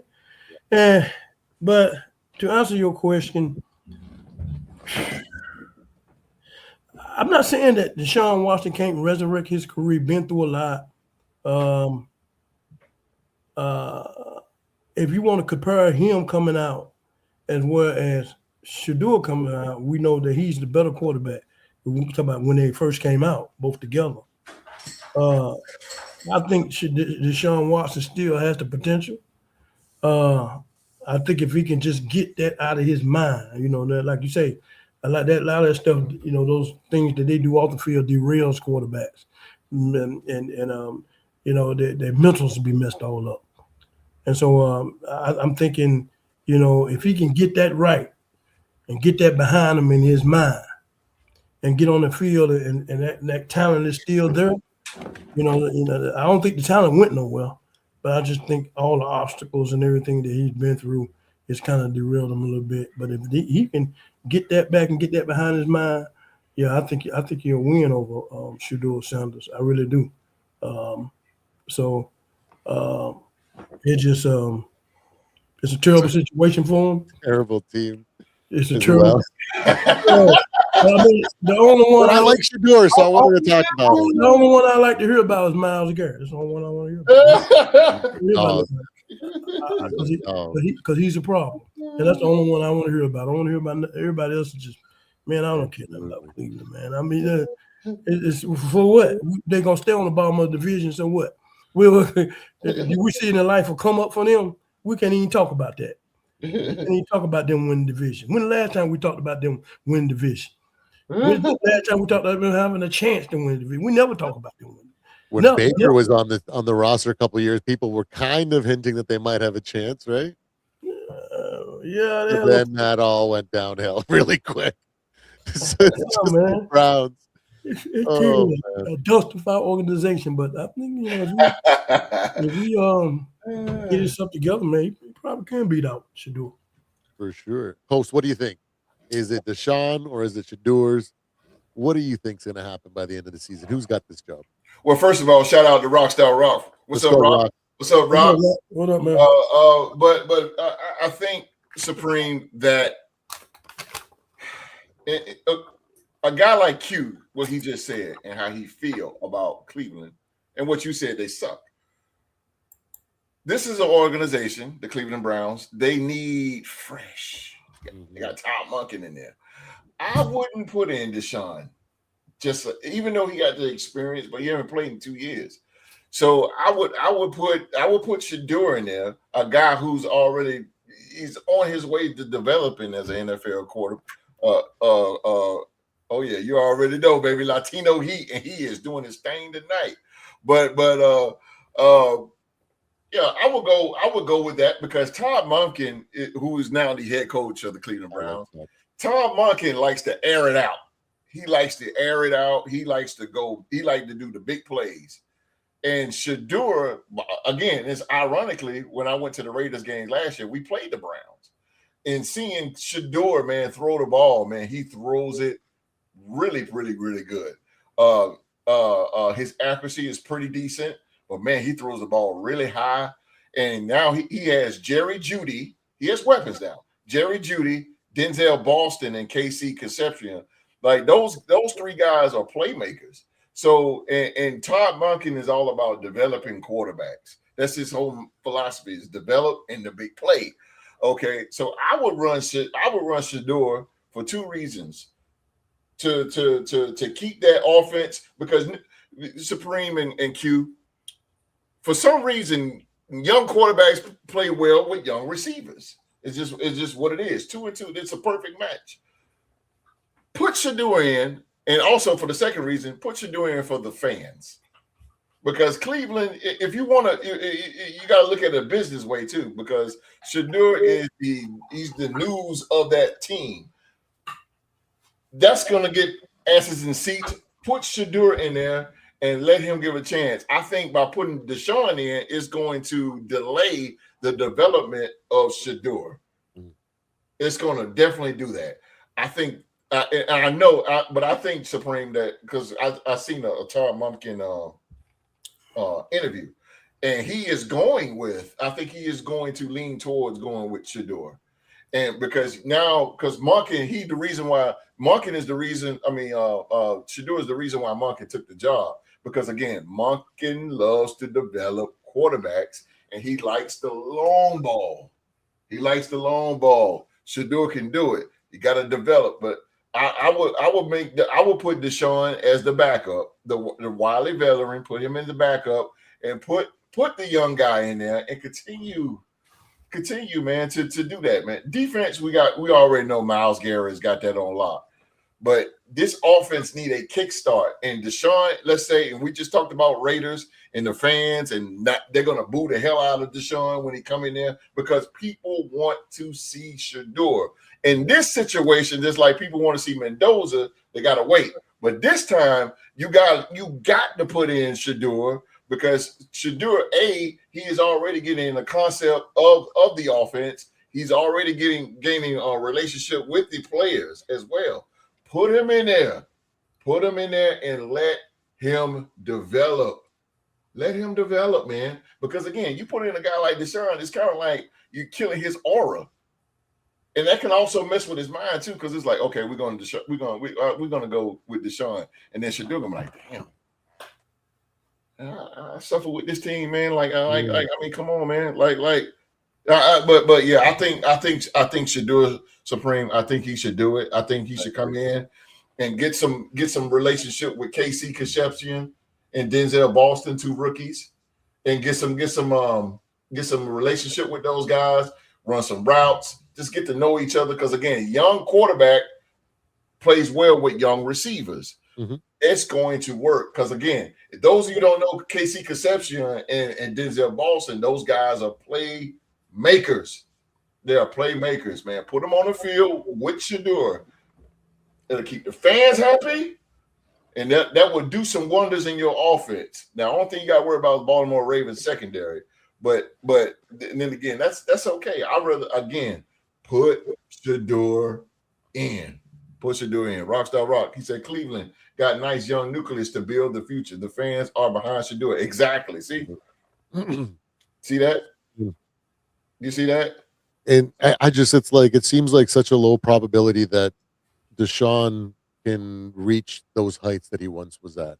Yes, sir. Plus, I just really like Shador. I hate like when somebody doesn't get a fair shot. Yeah. And he never got a fair shot. And he was banging people. Like, man, I am so glad we did not hire Kevin Stefanski when he was almost our head coach. He almost ruined our Vikings organization, right? Before we hired KOC, we could have been stuck with Kevin Stefanski for 5 years.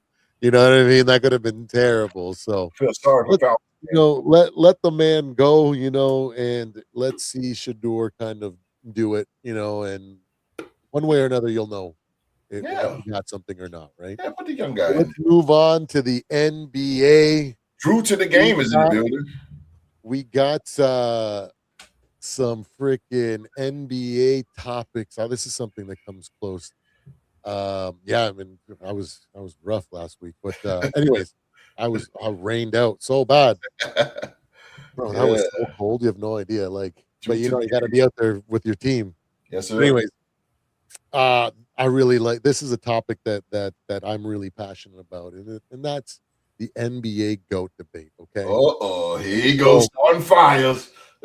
In my opinion, and I think statistically speaking, outside of the previous GOATs before Jordan, no one has a legitimate case outside of Kobe. Actually, no, we'll throw Kobe's got the only legitimate argument to even be in that debate. But we know that he can't, because it's like you copy Jordan. So a lot of people discredit that right off the bat, right? So, but in modern since Jordan became the GOAT, I don't think there is anyone that has a legitimate argument to be in that debate. And I think it's ludicrous that we force, LeBron James, faux GOAT James, because he's nothing like, to me, he's like faux fur, fake fur, because he's not the GOAT, okay? Right. To me, he is. You can't win. You can't have a 40% win ratio in the finals and be considered the GOAT. Okay. That's right. No. See, and my dog Ollie said he's like he's a fraud. Okay? Right. And, for many fans, Jordan still is the gold standard. Yes, he's got the championships. He's never been to a game 7, dominance, aura. Some even people will throw in cultural impact, because if it wasn't for Jordan, the NBA wouldn't exist. Let's be real. The level that it is. It's how many years retired and people still wear Jordans. I don't see anybody going like, oh man, I really need to get me some fresh LeBrons. You know what I mean? Like, no, they want Jordan. Right. You know what I mean? So his cultural impact, I don't think that plays a factor when it comes to the GOAT, because it's about who is the closest to perfection in the skills of the game plus the resume. And when you have a near perfect resume, and when you were arguably one of the most talented players to ever exist, you know what I mean? Like, you can't really contend to that. He's miles ahead. He's got 2 3-peats, okay?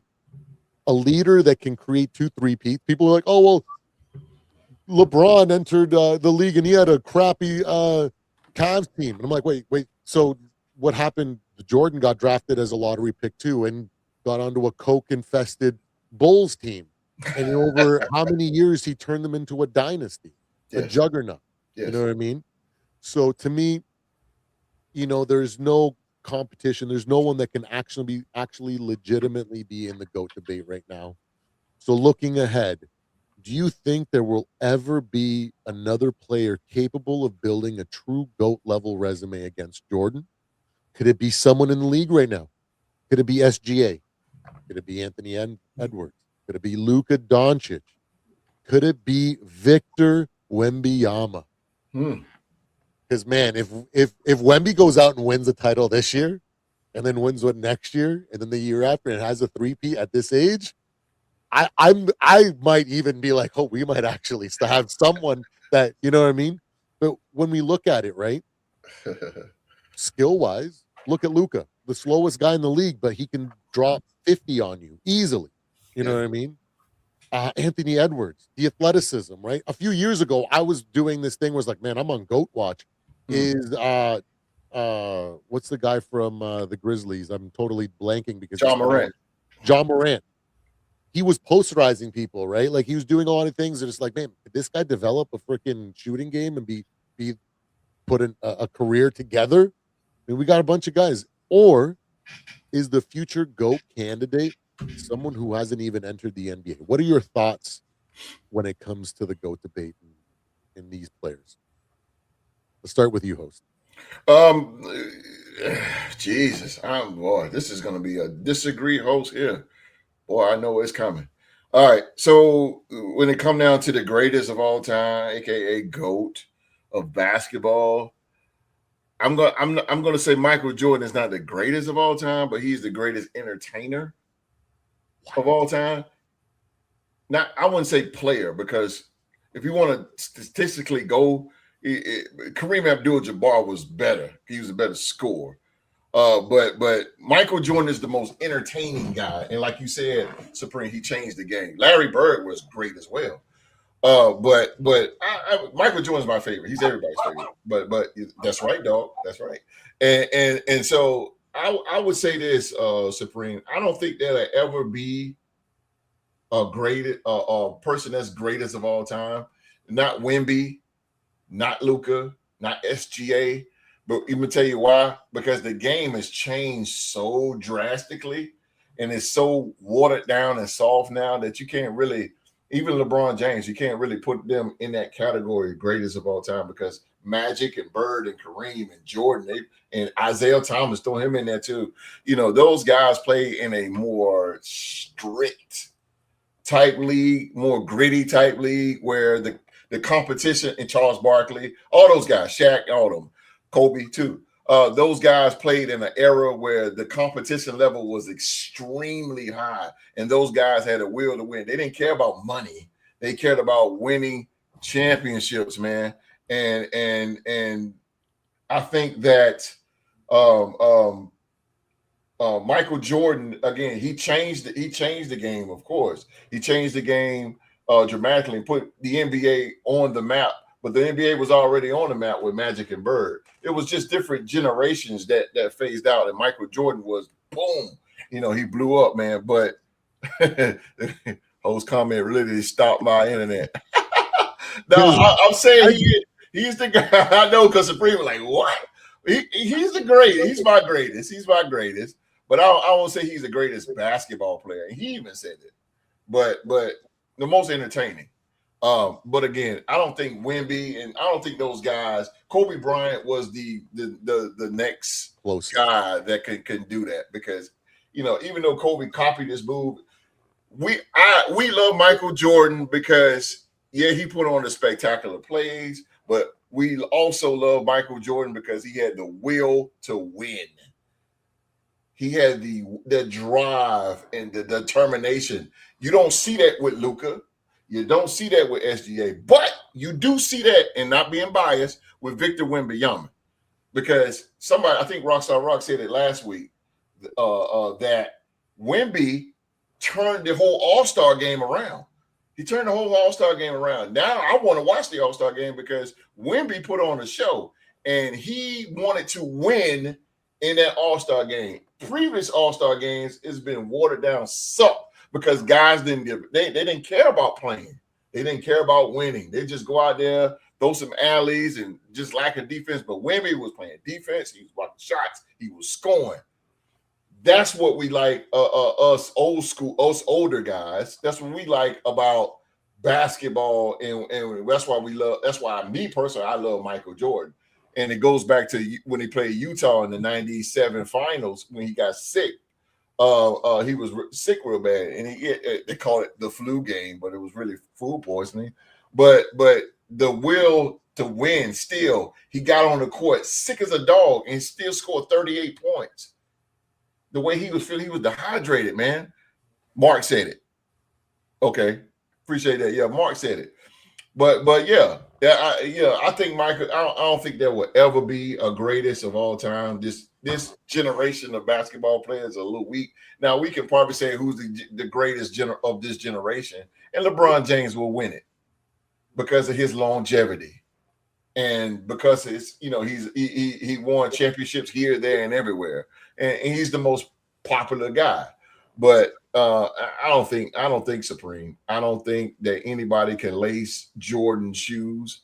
It's been 23 years since Michael Jordan retired officially from basketball. And like you said, man, we still talk about Michael Jordan to this day. We still, everybody still wear his shoes. You still see clips on Facebook about Michael Jordan. You see players that's 60 years old to this day talk about how Michael Jordan was, and they was afraid just to talk noise to him because they know he loves competition. You don't see that or hear that from players these days now. Now you got players. You don't hear that from players now. You don't hear, man, I like to play. Man, let me tell you something about Jalen Brunson, man. And no knock on Jalen Brunson, but no, on Jalen Brunson, man, you can't talk junk to him because he'll kill you. No, Michael Jordan he struck fear. And legends like you don't hear that in these days, man. So that's what makes Michael Jordan to me one of the greatest of all time, because people was afraid of him and the aura that he carried. No aura in basketball right now. Even Anthony Edwards, nobody can carry. I don't think anybody can carry those shoes, Supreme. 10 scoring titles, defensive player of the year, see that? MVP, no, all defensive team, all offensive team, like. But you know what? All the goats before him were great until Jordan came and did what he did. His resume stands above even Kareem's, in my opinion. But you know what, Supreme? They can get all those awards because, again, the game is so weak. So yeah, you can get all those accolades. Yeah, you can get all the scoring titles, and you can get all that because the league is so watered down. Jordan did it in the 90s. Though. Exactly. He had the grit and grind to get it. So he can, they can get all the accolades, but the will, his mindset, we don't have any players like that nowadays, bro. He could imagine you trash talk him, and he would go out and drop 50 or 60 on you. I forget the guy that said Jordan came back to the huddle, and he was all upset at me, and I'm like, I didn't even say anything to him, but in his mind, he perceived something. Yes, something would switch. Something switched, he would go out there and he would literally destroy you. He told Anthony Peeler. The only other player that I've ever seen do that is Kobe. Right? Exactly. Anthony Peeler said, I've never seen LeBron do that. That's for sure. Hell no. And Anthony Peeler said that. I'm sorry, Q. I'm coming, boy. We gonna get to the dog. Anthony Peeler said. He said one night they was playing the Bulls, and he said. And he went over to Anthony Peeler. Jordan went over to Anthony Peeler. He said, "Who's guarding me tonight?" Anthony Peeler said, "Sadell 3." He said, 50. 50. Because he dropped 50, bro. Unstoppable. And he was a defensive monster. He would literally put up 50 on you, but also shut down your best player. Like, That's Yes. what I mean. He's the greatest to ever do. He never played a game 7 in the finals. Yes. He was Kevin Garnett. MVP, Kevin finals Garnett, bro. MVP, six of them. There's just things. His record is almost too perfect. That Yes. if you didn't know any better, you would be like, oh, those are just Madden stats. That's not real. And then you go, no, wait, that actually happened. Yeah. Here's the video proof, you know. I'm gonna shut up when I say this. Brian Shaw was talking junk to Michael Jordan, and Horace Grant was with the Orlando Magic then. And Horace Grant said, "Bro, what are you doing? Don't do that, man. You're gonna set up. Bro, You're gonna what get us are you buried, doing, bro. bro? What are you doing? Please don't do this. Absolutely. Like, yeah. But I don't think there'll ever be No, like, sir. well, the guy there's going to be a guy that's going to put a resume close to MJ's, but I don't think it's going to be this generation. I think that kid is probably like in grade school right now, and he's going to be developing, or something. Something's going to happen. He's not there yet. Maybe even in high school, maybe even in college right now. I don't know. He may not even exist yet. Be somewhere in daddy's balls right now. But right, just swimming around. you know what I mean? Just swimming around, just waiting to be born, right? But I don't think Yeah, it's going to be a long time before we see someone that can actually rival Hell Jordan no. for the No, greatest of all time. Q-Dog, let's hear the knowledge. What do you think about the GOAT debate and Michael Jordan?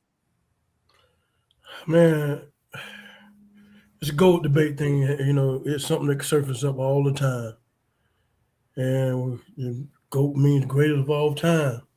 We've had many of basketball greats come through.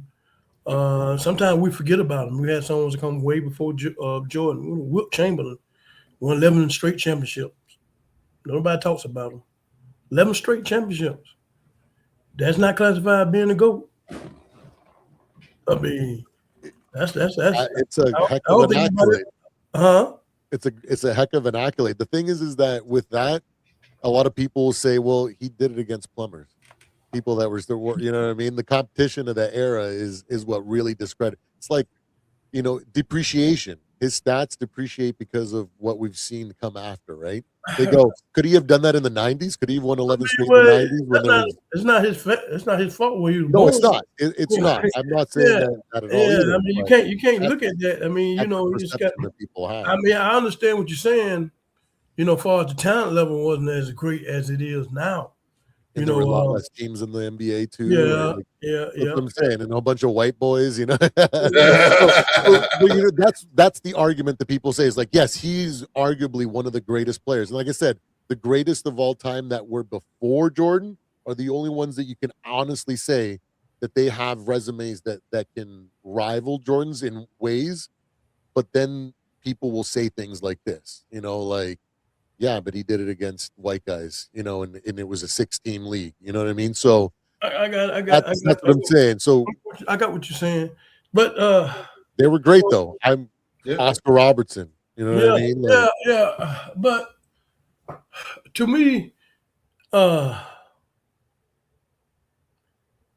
I just feel like those guys. We talk about Jordan and Kobe, Magic, Bird, and Magic and Bird and Kobe and Jordan. We always really want to talk about those four.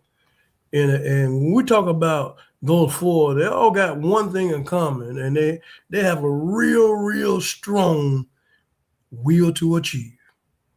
And a lot of Capitan. Huh? Don't forget El Capitan, Mr. Big Fundamental too. He's up there too. People just forget about him. Tim Duncan. He was a dog, man. Yeah, he was. Tim Duncan. Yeah, he kind of forgot about though. When you talk about GOAT, we don't really mention Tim Duncan. No, we're gonna always mention Larry Bird, Kobe, Magic, and Bird.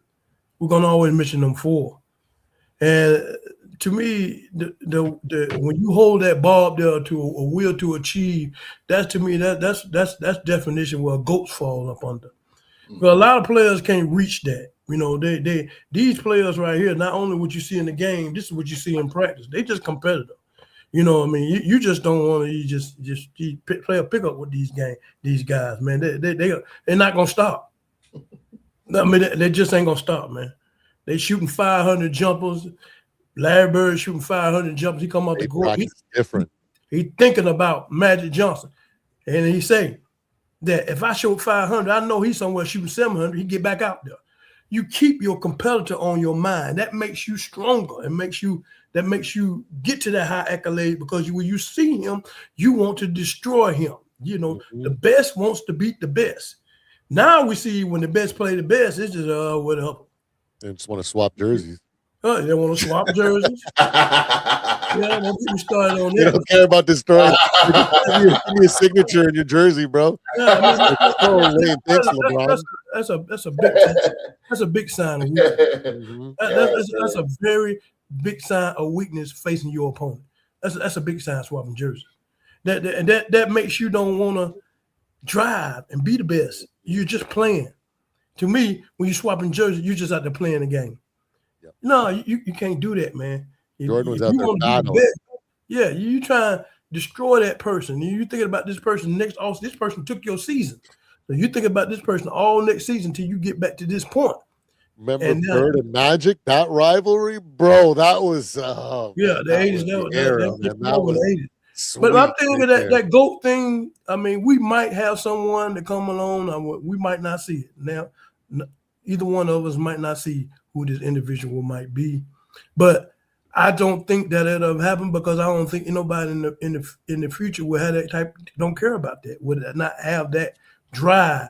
Will I know that, okay, Michael Jordan is the best, then I'm gonna be the best. I don't think nobody cares about that. And if you find somebody that cares about that, then they will do all they can to succeed Michael Jordan. But first of all, they have to know what he's done and want it in their heart to be better than that. But they don't care about that, man. So they look at it like, okay, he got it. Okay, I'm just gonna play basketball. That's how they looking at it. Okay, yeah, you're a generational talent and everything. They talk about Michael Jordan, this and that. I don't care nothing about that. We're talking about me.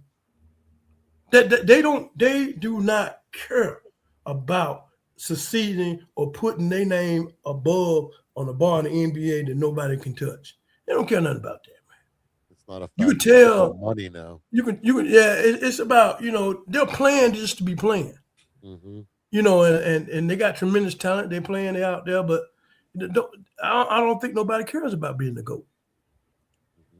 So I think that's a title that Jordan gonna wear for forever, because don't nobody cares about beating the GOAT.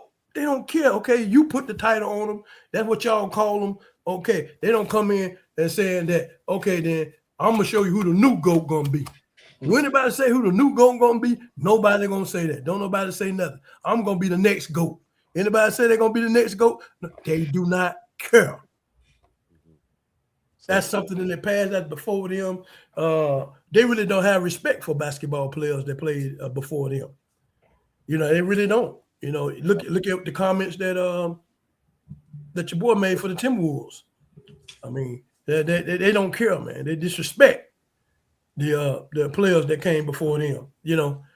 But yet he's not even made it to the Western Conference Finals yet, and you talking junk. I mean, they just.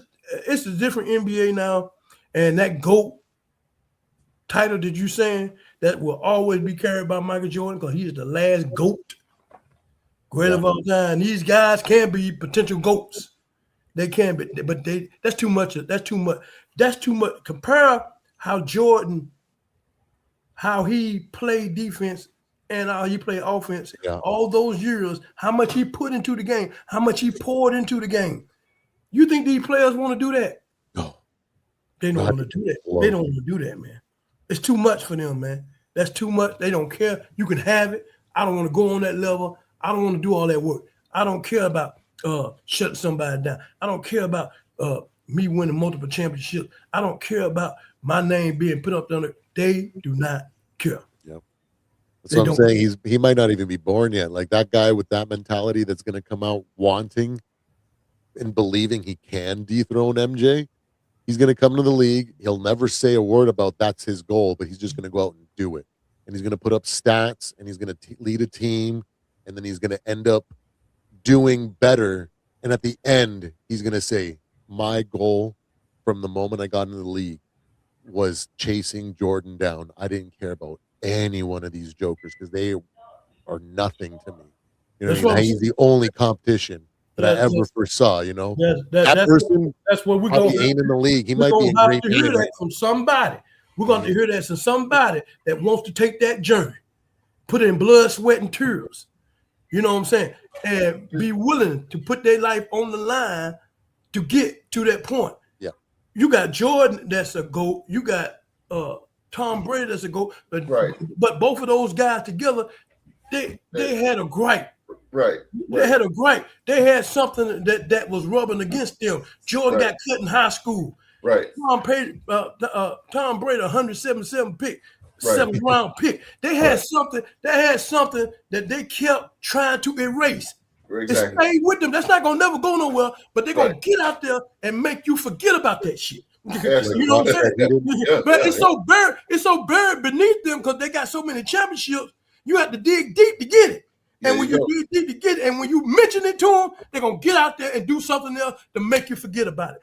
Yeah. That right there started them on their journey. Yeah. And when you get players out there, if you haven't had that happen to you, the way these guys, they take that shit seriously, man. Exactly. They take that seriously. You have to have something to happen to you to get cut, or you're gonna make everybody feel the pain that they was wrong about you. That's right. That's right. Yeah, they was wrong about you, man. And that's Jordan why Tom wasn't Brady stayed away. That's why he did. That's why he did what he did, because he want to let them know that you was wrong about me. And Jordan, when he did his retirement speech, I want to talk to the coach that cut me in high school. He was like, even in his retirement, he was still salty then. Yeah, he said, you was wrong about me, dude. Yeah. Didn't know he was right about you. At the time. Yeah, he was right. He created a monster by doing it. So. But in Jordan's eyes, he was wrong. Exactly. Let me go ahead, Q. But in everybody else's eyes at that time, he was right to cut you. You wasn't no good. Exactly. Okay. But that rubbed Jordan the wrong fucking way. Exactly. You know, every time when he playing you in anything, checkers, dominoes, or nothing, he'll keep you up all night until you win. He has a winning mentality, man. Yeah. You have to have these winning mentality. Kobe, when he came into the league, they want to party and hang out. Kobe stayed in the gym. I come here to win championship. Yeah, they were going to say he was focused, laser focused on doing what Jordan did. Now you take these guys where we put, let's snap them to the side. Look at this generation now. Who has that kind of mentality? Yeah, come on. Name me one person. Name me one person. Come on with it. I cannot. You can't name me no one person, man. No, because sir. They just out there playing because they got talent and making some money. Yeah. Let me jump in the fire on that. Let me jump on the fire of that, because and Q is so right, because these guys now, all they care about is contracts and money, because these guys will sit out and not play until they get paid. You didn't see that in the 90s. Three things I want to bring up really, really quick. Larry Bird, Michael Jordan, Magic Johnson heard back in the 80s, he heard that Larry Bird gets up 3 o'clock in the morning to go running. 4 o'clock in the morning to go running every day. Magic Johnson said, I'm going to get up at 3 in the morning and run. That's what I'm saying. Magic and Bird, they was great friends, but the best rival in basketball. Best rival ever. Best rival. Kobe Bryant, when he lost the NBA Finals in 2008 to the Boston Celtics, they asked him what's next for Kobe. He said, I'm going to practice until exhaustion. To complete exhaustion. Yep. And Reggie Miller cried, man. He boo-hoo cried because he said, I was this close of beating Michael Jordan. He didn't care about NBA championships. All he cared about was beating Michael Jordan, bro. And he cried to this day. He said, I was this close of beating Michael Jordan. The Black Jesus is what they call him.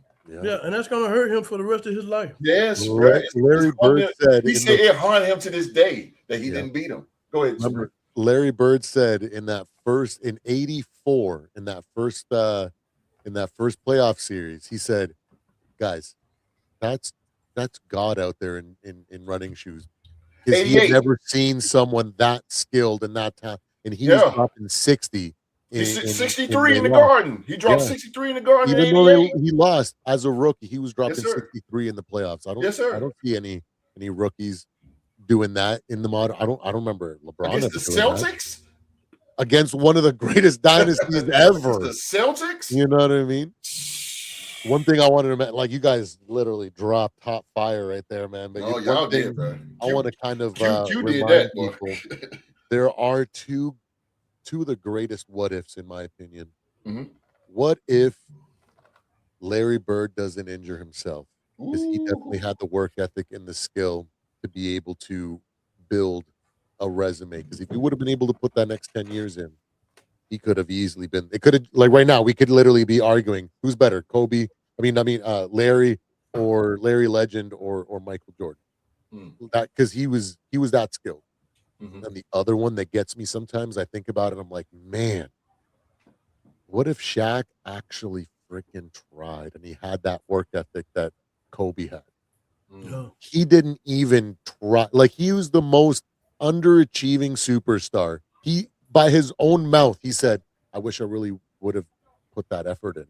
Mhm. Because what if he did? He could have 6. He could have 8.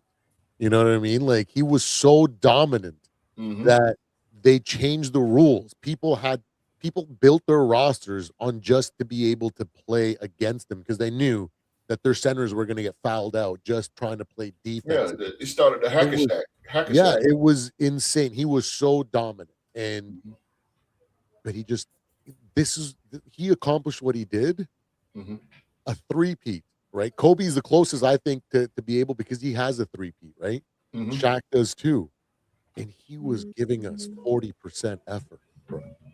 Like what the frick, you know? Imagine freaking Shaq giving it even 90% or even 70%. What could have we seen? You know what I mean? So those are the two biggest what ifs in NBA history for me because I'm like, wow, imagine, right? And then with what you guys were saying, what Q Dog is saying, exactly true. Look at KD. Yeah. KD had all the intangibles. Had he given a damn, he Mhm. could have learned how to play defense. He could have been shutting people down and Yeah. being unstoppable on the opposite side. He could have Yeah. easily built a resume to rival Jordan's. You know what I mean? Mhm. Luca, another guy. He's got no KD defense, don't care. but they don't care. It's not KD don't care. about that to them. You know, Yeah. it's something else. You know, I think what's his name don't care neither for Cleveland. What's his name? I hate James Harden. James I Harden. can't stand him. Yeah. I mean, what are you in the league for? What are you doing? I mean, you don't never take nobody to the championship.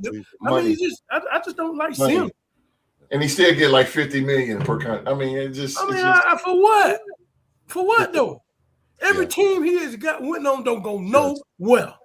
It's one guy, y'all. One guy in the league right now that I can say is a killer, and that's Russell Westbrook, bro. Russell Westbrook is a guy. He's trying to kill you. He is trying to in his kill prime. You can't take that away from him. Even though he's a little bit of a stat patter, and it was more about stats and his accolades versus winning. That's the thing. He was unbalanced. If he had it right and he cared about winning as much as he cared about stats, Russell he may have been able to do something serious. But Dirk Nowitzki was a killer. Dirk Nowitzki, Dirk was great. Yeah, but he's an international player, and this is which brings me to the point that I want to say. Wemby might be the only guy that might be able to put that kind of resume together. He's from France, right? He's international. He doesn't have he doesn't have the softness of North America. You know what I mean? Wemby is out here trying to. There you go. What's up, Mark? Wemby's out here trying to win a title with literally no one that has experience on his roster. You know what I mean? Like it's just De'Aaron Fox that has the experience.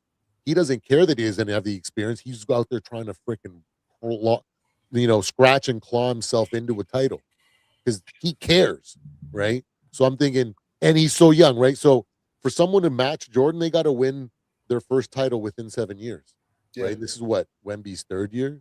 Yeah, third. Only thing right? Only thing I want to see out of Wemby. Number one thing I want to see out of him, I like him to get more nasty with that damn ball. I like him to dunk on people. He's a little soft. I like him to get nasty with that ball. Reserved. Because when he do dunk, it look nasty. Yeah. When he do dunk the ball, I want to see more nasties in his dunk. He ain't got too far to go. He just dunk. I'm saying, but it look nasty. I want him to get nasty with it, though. Yeah, embarrass people with it. he is a guy that's showing more. He shows more emotion out of all the players in the NBA. Yeah. If you see on the sideline, man, he was just indestructible. They was Good team player. Hammerstein was eating him up. Good team player. He put his arms around his coach. Absolutely. He's a good team player. Yeah, you go. That's it. You don't see that. Yeah, no, he's a good team player. You don't see that though. You don't even see that from Steph Curry. You don't see that. No. You don't see him going over to somebody that comes off the bench and trying to give him encouragement. Yeah. He did with the guy with the cornrows. He's willing to do anything to support his team and to win. Carter. This is what I'm saying. It's because Wemby's an international player. They grew up in a different mentality with a lot less than what they have here in the States. So also he's playing in the Spurs organization, and even though he's not there, Pop still is in his ear. Greg Popovich. Yeah, Pop still talk to him. Oh yeah, man. One of the greatest coaches culture of all that time. they've built there, culture. that organizational culture. That's what can foster that fire. Absolutely, be able to. That's what I'm saying. Like a few years ago, I was thinking, can Ja actually develop and he be the next? Oh, they go more. You know, but like now, look at and I was thinking Luka might be able to do it, but like as talented of a scorer that he is, he's a liability on defense. You know, Anthony Edwards, as talented as he is, there's some flaws there. That's right, there are some flaws. That's right. Defense, you know, man. SGA, he's up there, but he uses you guys want to call him a flopper, but he uses the rules creatively, you know, to get to the free throw line. But Jordan also did too. Jordan would get to the free throw line. He was not scared. I don't know any greatest of all time candidate that has a career 72% free throw percentage. LeBron, you know what I mean? Like MJ, like career, like what, 82% free throw shooter. He was not scared in the moment to drive and go to get to the line. Yeah. LeBron James, with the size that he had at the end of the games, he would not drive the basket and get to the free throw because he was afraid that if he did and he started missing those free throws, and those are the things that cost him the game, he would be made the scapegoat. Yep, that's a good. So he didn't want that pressure. That's it. Jordan wanted that pressure because you know, like Q Dog said it earlier today. Pressure either makes you a diamond or the pipe bursts, right? That's right. And he knew, LeBron knows that he is a pipe. He's not a diamond. And Jordan was a diamond, bro. There you go, bro. That's why he's the greatest of all time. Nobody's ever going to catch him. I think LeBron is going to settle somewhere on like 15 all time in like 10, 15 years when we see these next generation of kids come up and play as long as Jordan, but do it more efficient, and not as Jordan, as LeBron, and do it more efficiently. He's just going to drop, and we're going to see some of these younger guys surpass him, and then Jordan's still going to be up there. That's why I say that's why we love Michael Jordan. Yeah, when Jordan, and let me take that back from when I first started off with Jordan. Jordan is the greatest, and Jordan really was the most. He's the most spectacular play. Even though Magic did the passes and all that good stuff, and Bird did Bird did his thing too. But Michael Jordan was the most entertaining, and he became a big market for the NBA. But to me, the will to win, like you guys just said, man, like things. If you watch his documentary and everything, you can see the will to win. Like 97. He was pissed because they gave the MVP to Karl Malone. And he was mad about that.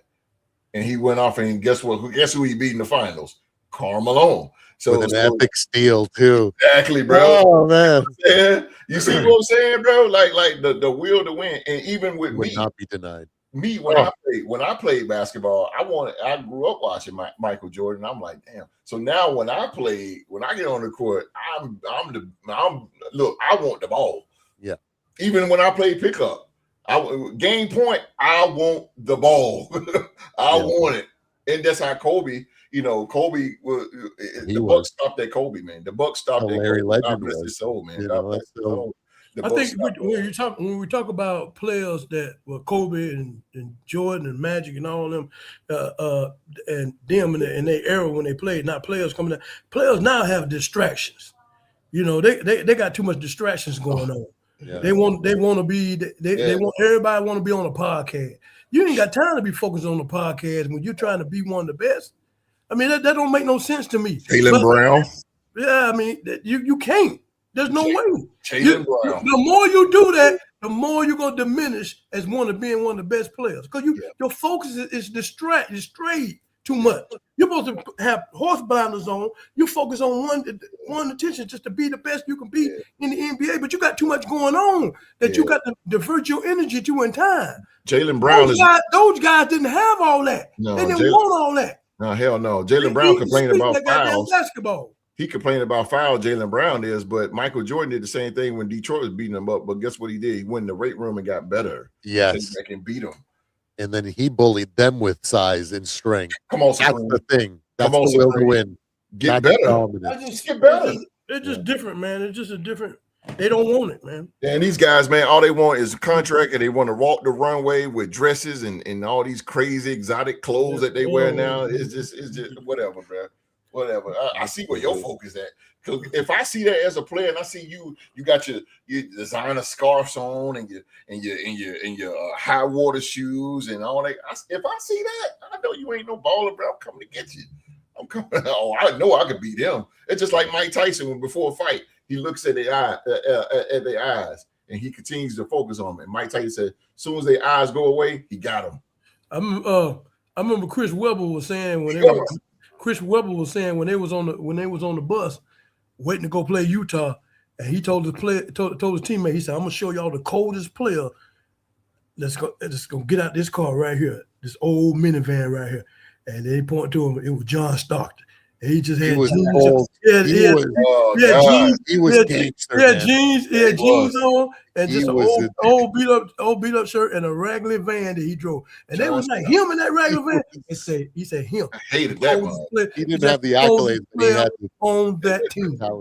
Vernon Maxwell can't stand him, bro. Vernon Maxwell cannot stand John Stockton, boy.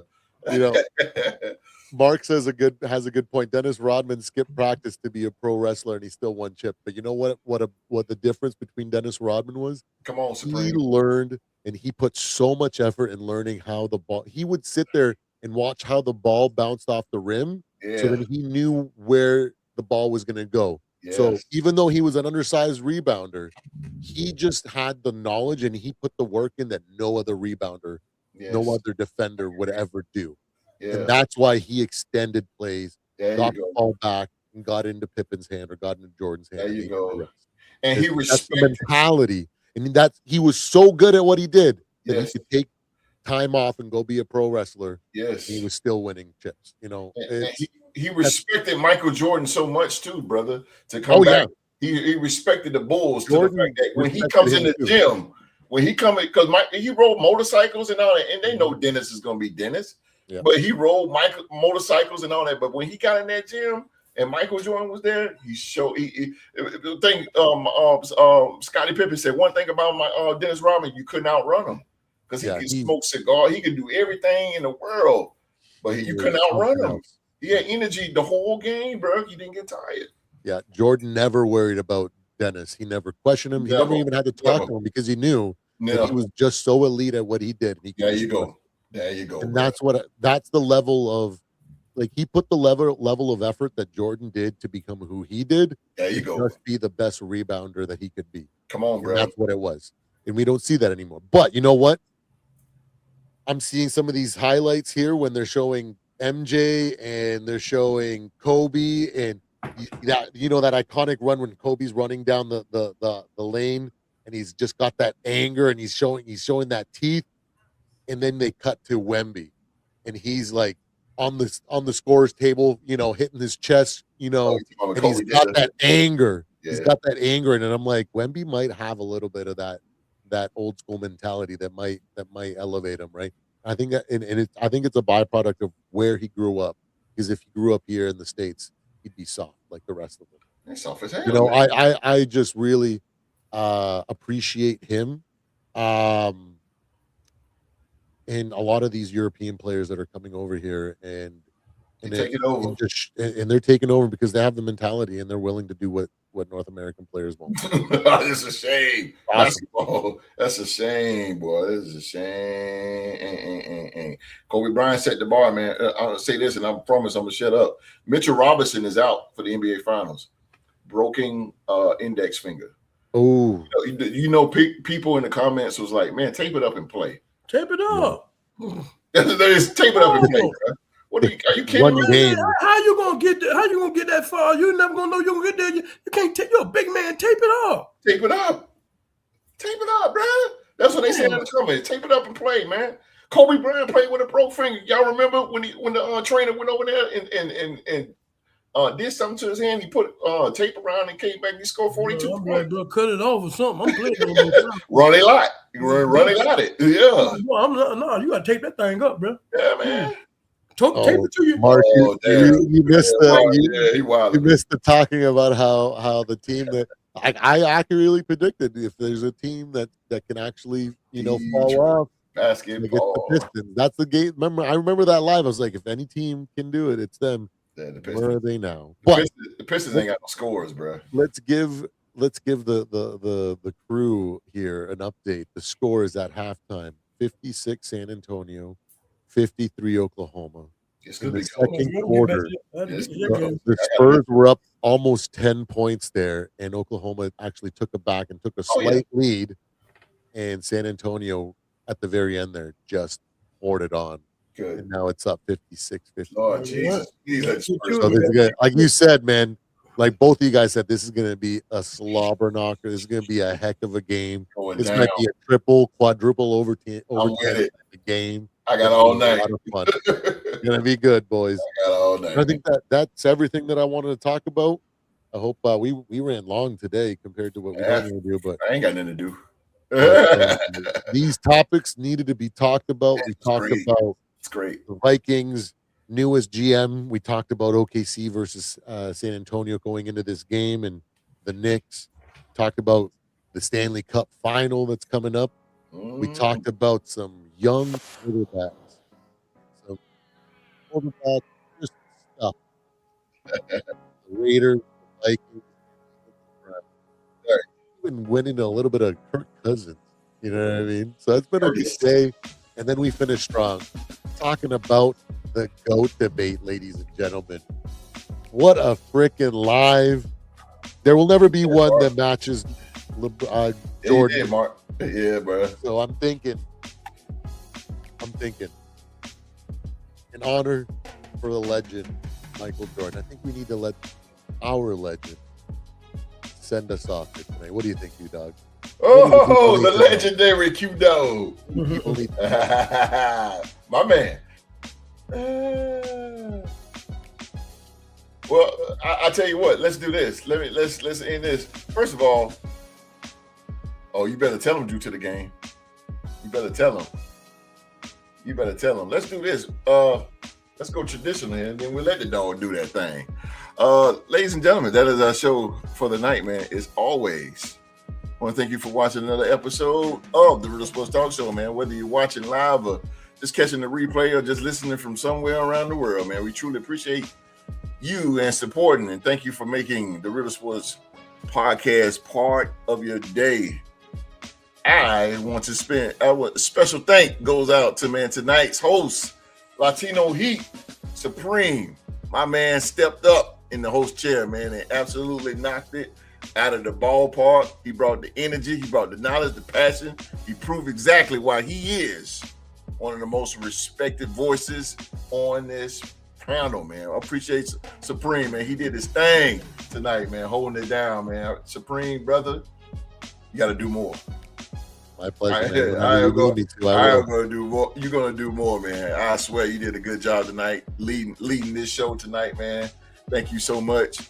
Also, man, give a shout out to the Real Sports Mafia, man, keeping the live chat rolling and bringing in some good stuff for it, man. Rockstar Rock, Drew to the Gang, Sheila Dupree, Young Mark, and others, man. Thank y'all for interacting and stuff in the live chat. So, like Supreme say, let's go out with the legend, the legendary Q-Dog. All right, man. Grateful. Thanks for y'all watching. We had a good, nice show today. Thanks to Supreme hosting the show. Had some very He did, man.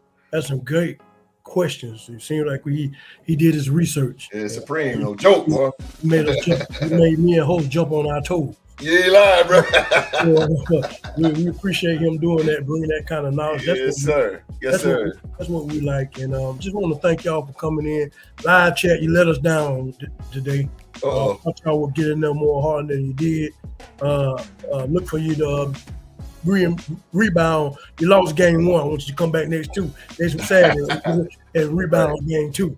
Right. We just love having y'all, man. We want y'all to come in and give us insight. Y'all part of this show too. That's why we call y'all out like that.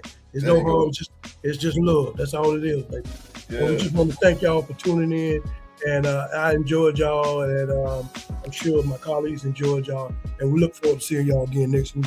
Yeah, man. Again, man, I gotta give credit to Supreme, man. The dude knocked it out of the ballpark tonight. Those questions were just great. And it feels good to be on the other side now hosting, man. I don't know about it. I feel like y'all, man. You know, I feel like I'm one of y'all. Hey, I like that, one of us. You got him sportsman too. Feel good, man. I ain't got to do no research. I can just come in and bam. You know, that was good, man. Supreme, man. Again, brother, you might as well get used to it. But I know one thing about Supreme, man. I can call on him. He's ready. That's one thing I can say about that man right there, man. If I can call on him, he ready. Just like the dog. If I call on the dog right there. Loyalty, man. That's what I'm talking about. Loyalty, man. Again, man. Thank you, Supreme. You know what? You give the people something too, baby. You the man of the night, man. Let's go. Thank you for all the kind words, host, and Q-Dog. You guys are the real MVPs. I'm just trying to fill those shoes, those big shoes you guys have created for me here. Man, I appreciate you guys. Thank you, everybody that tuned in today in the live. We appreciate you guys. And wherever you guys are calling home, I hope you guys are having a wonderful night.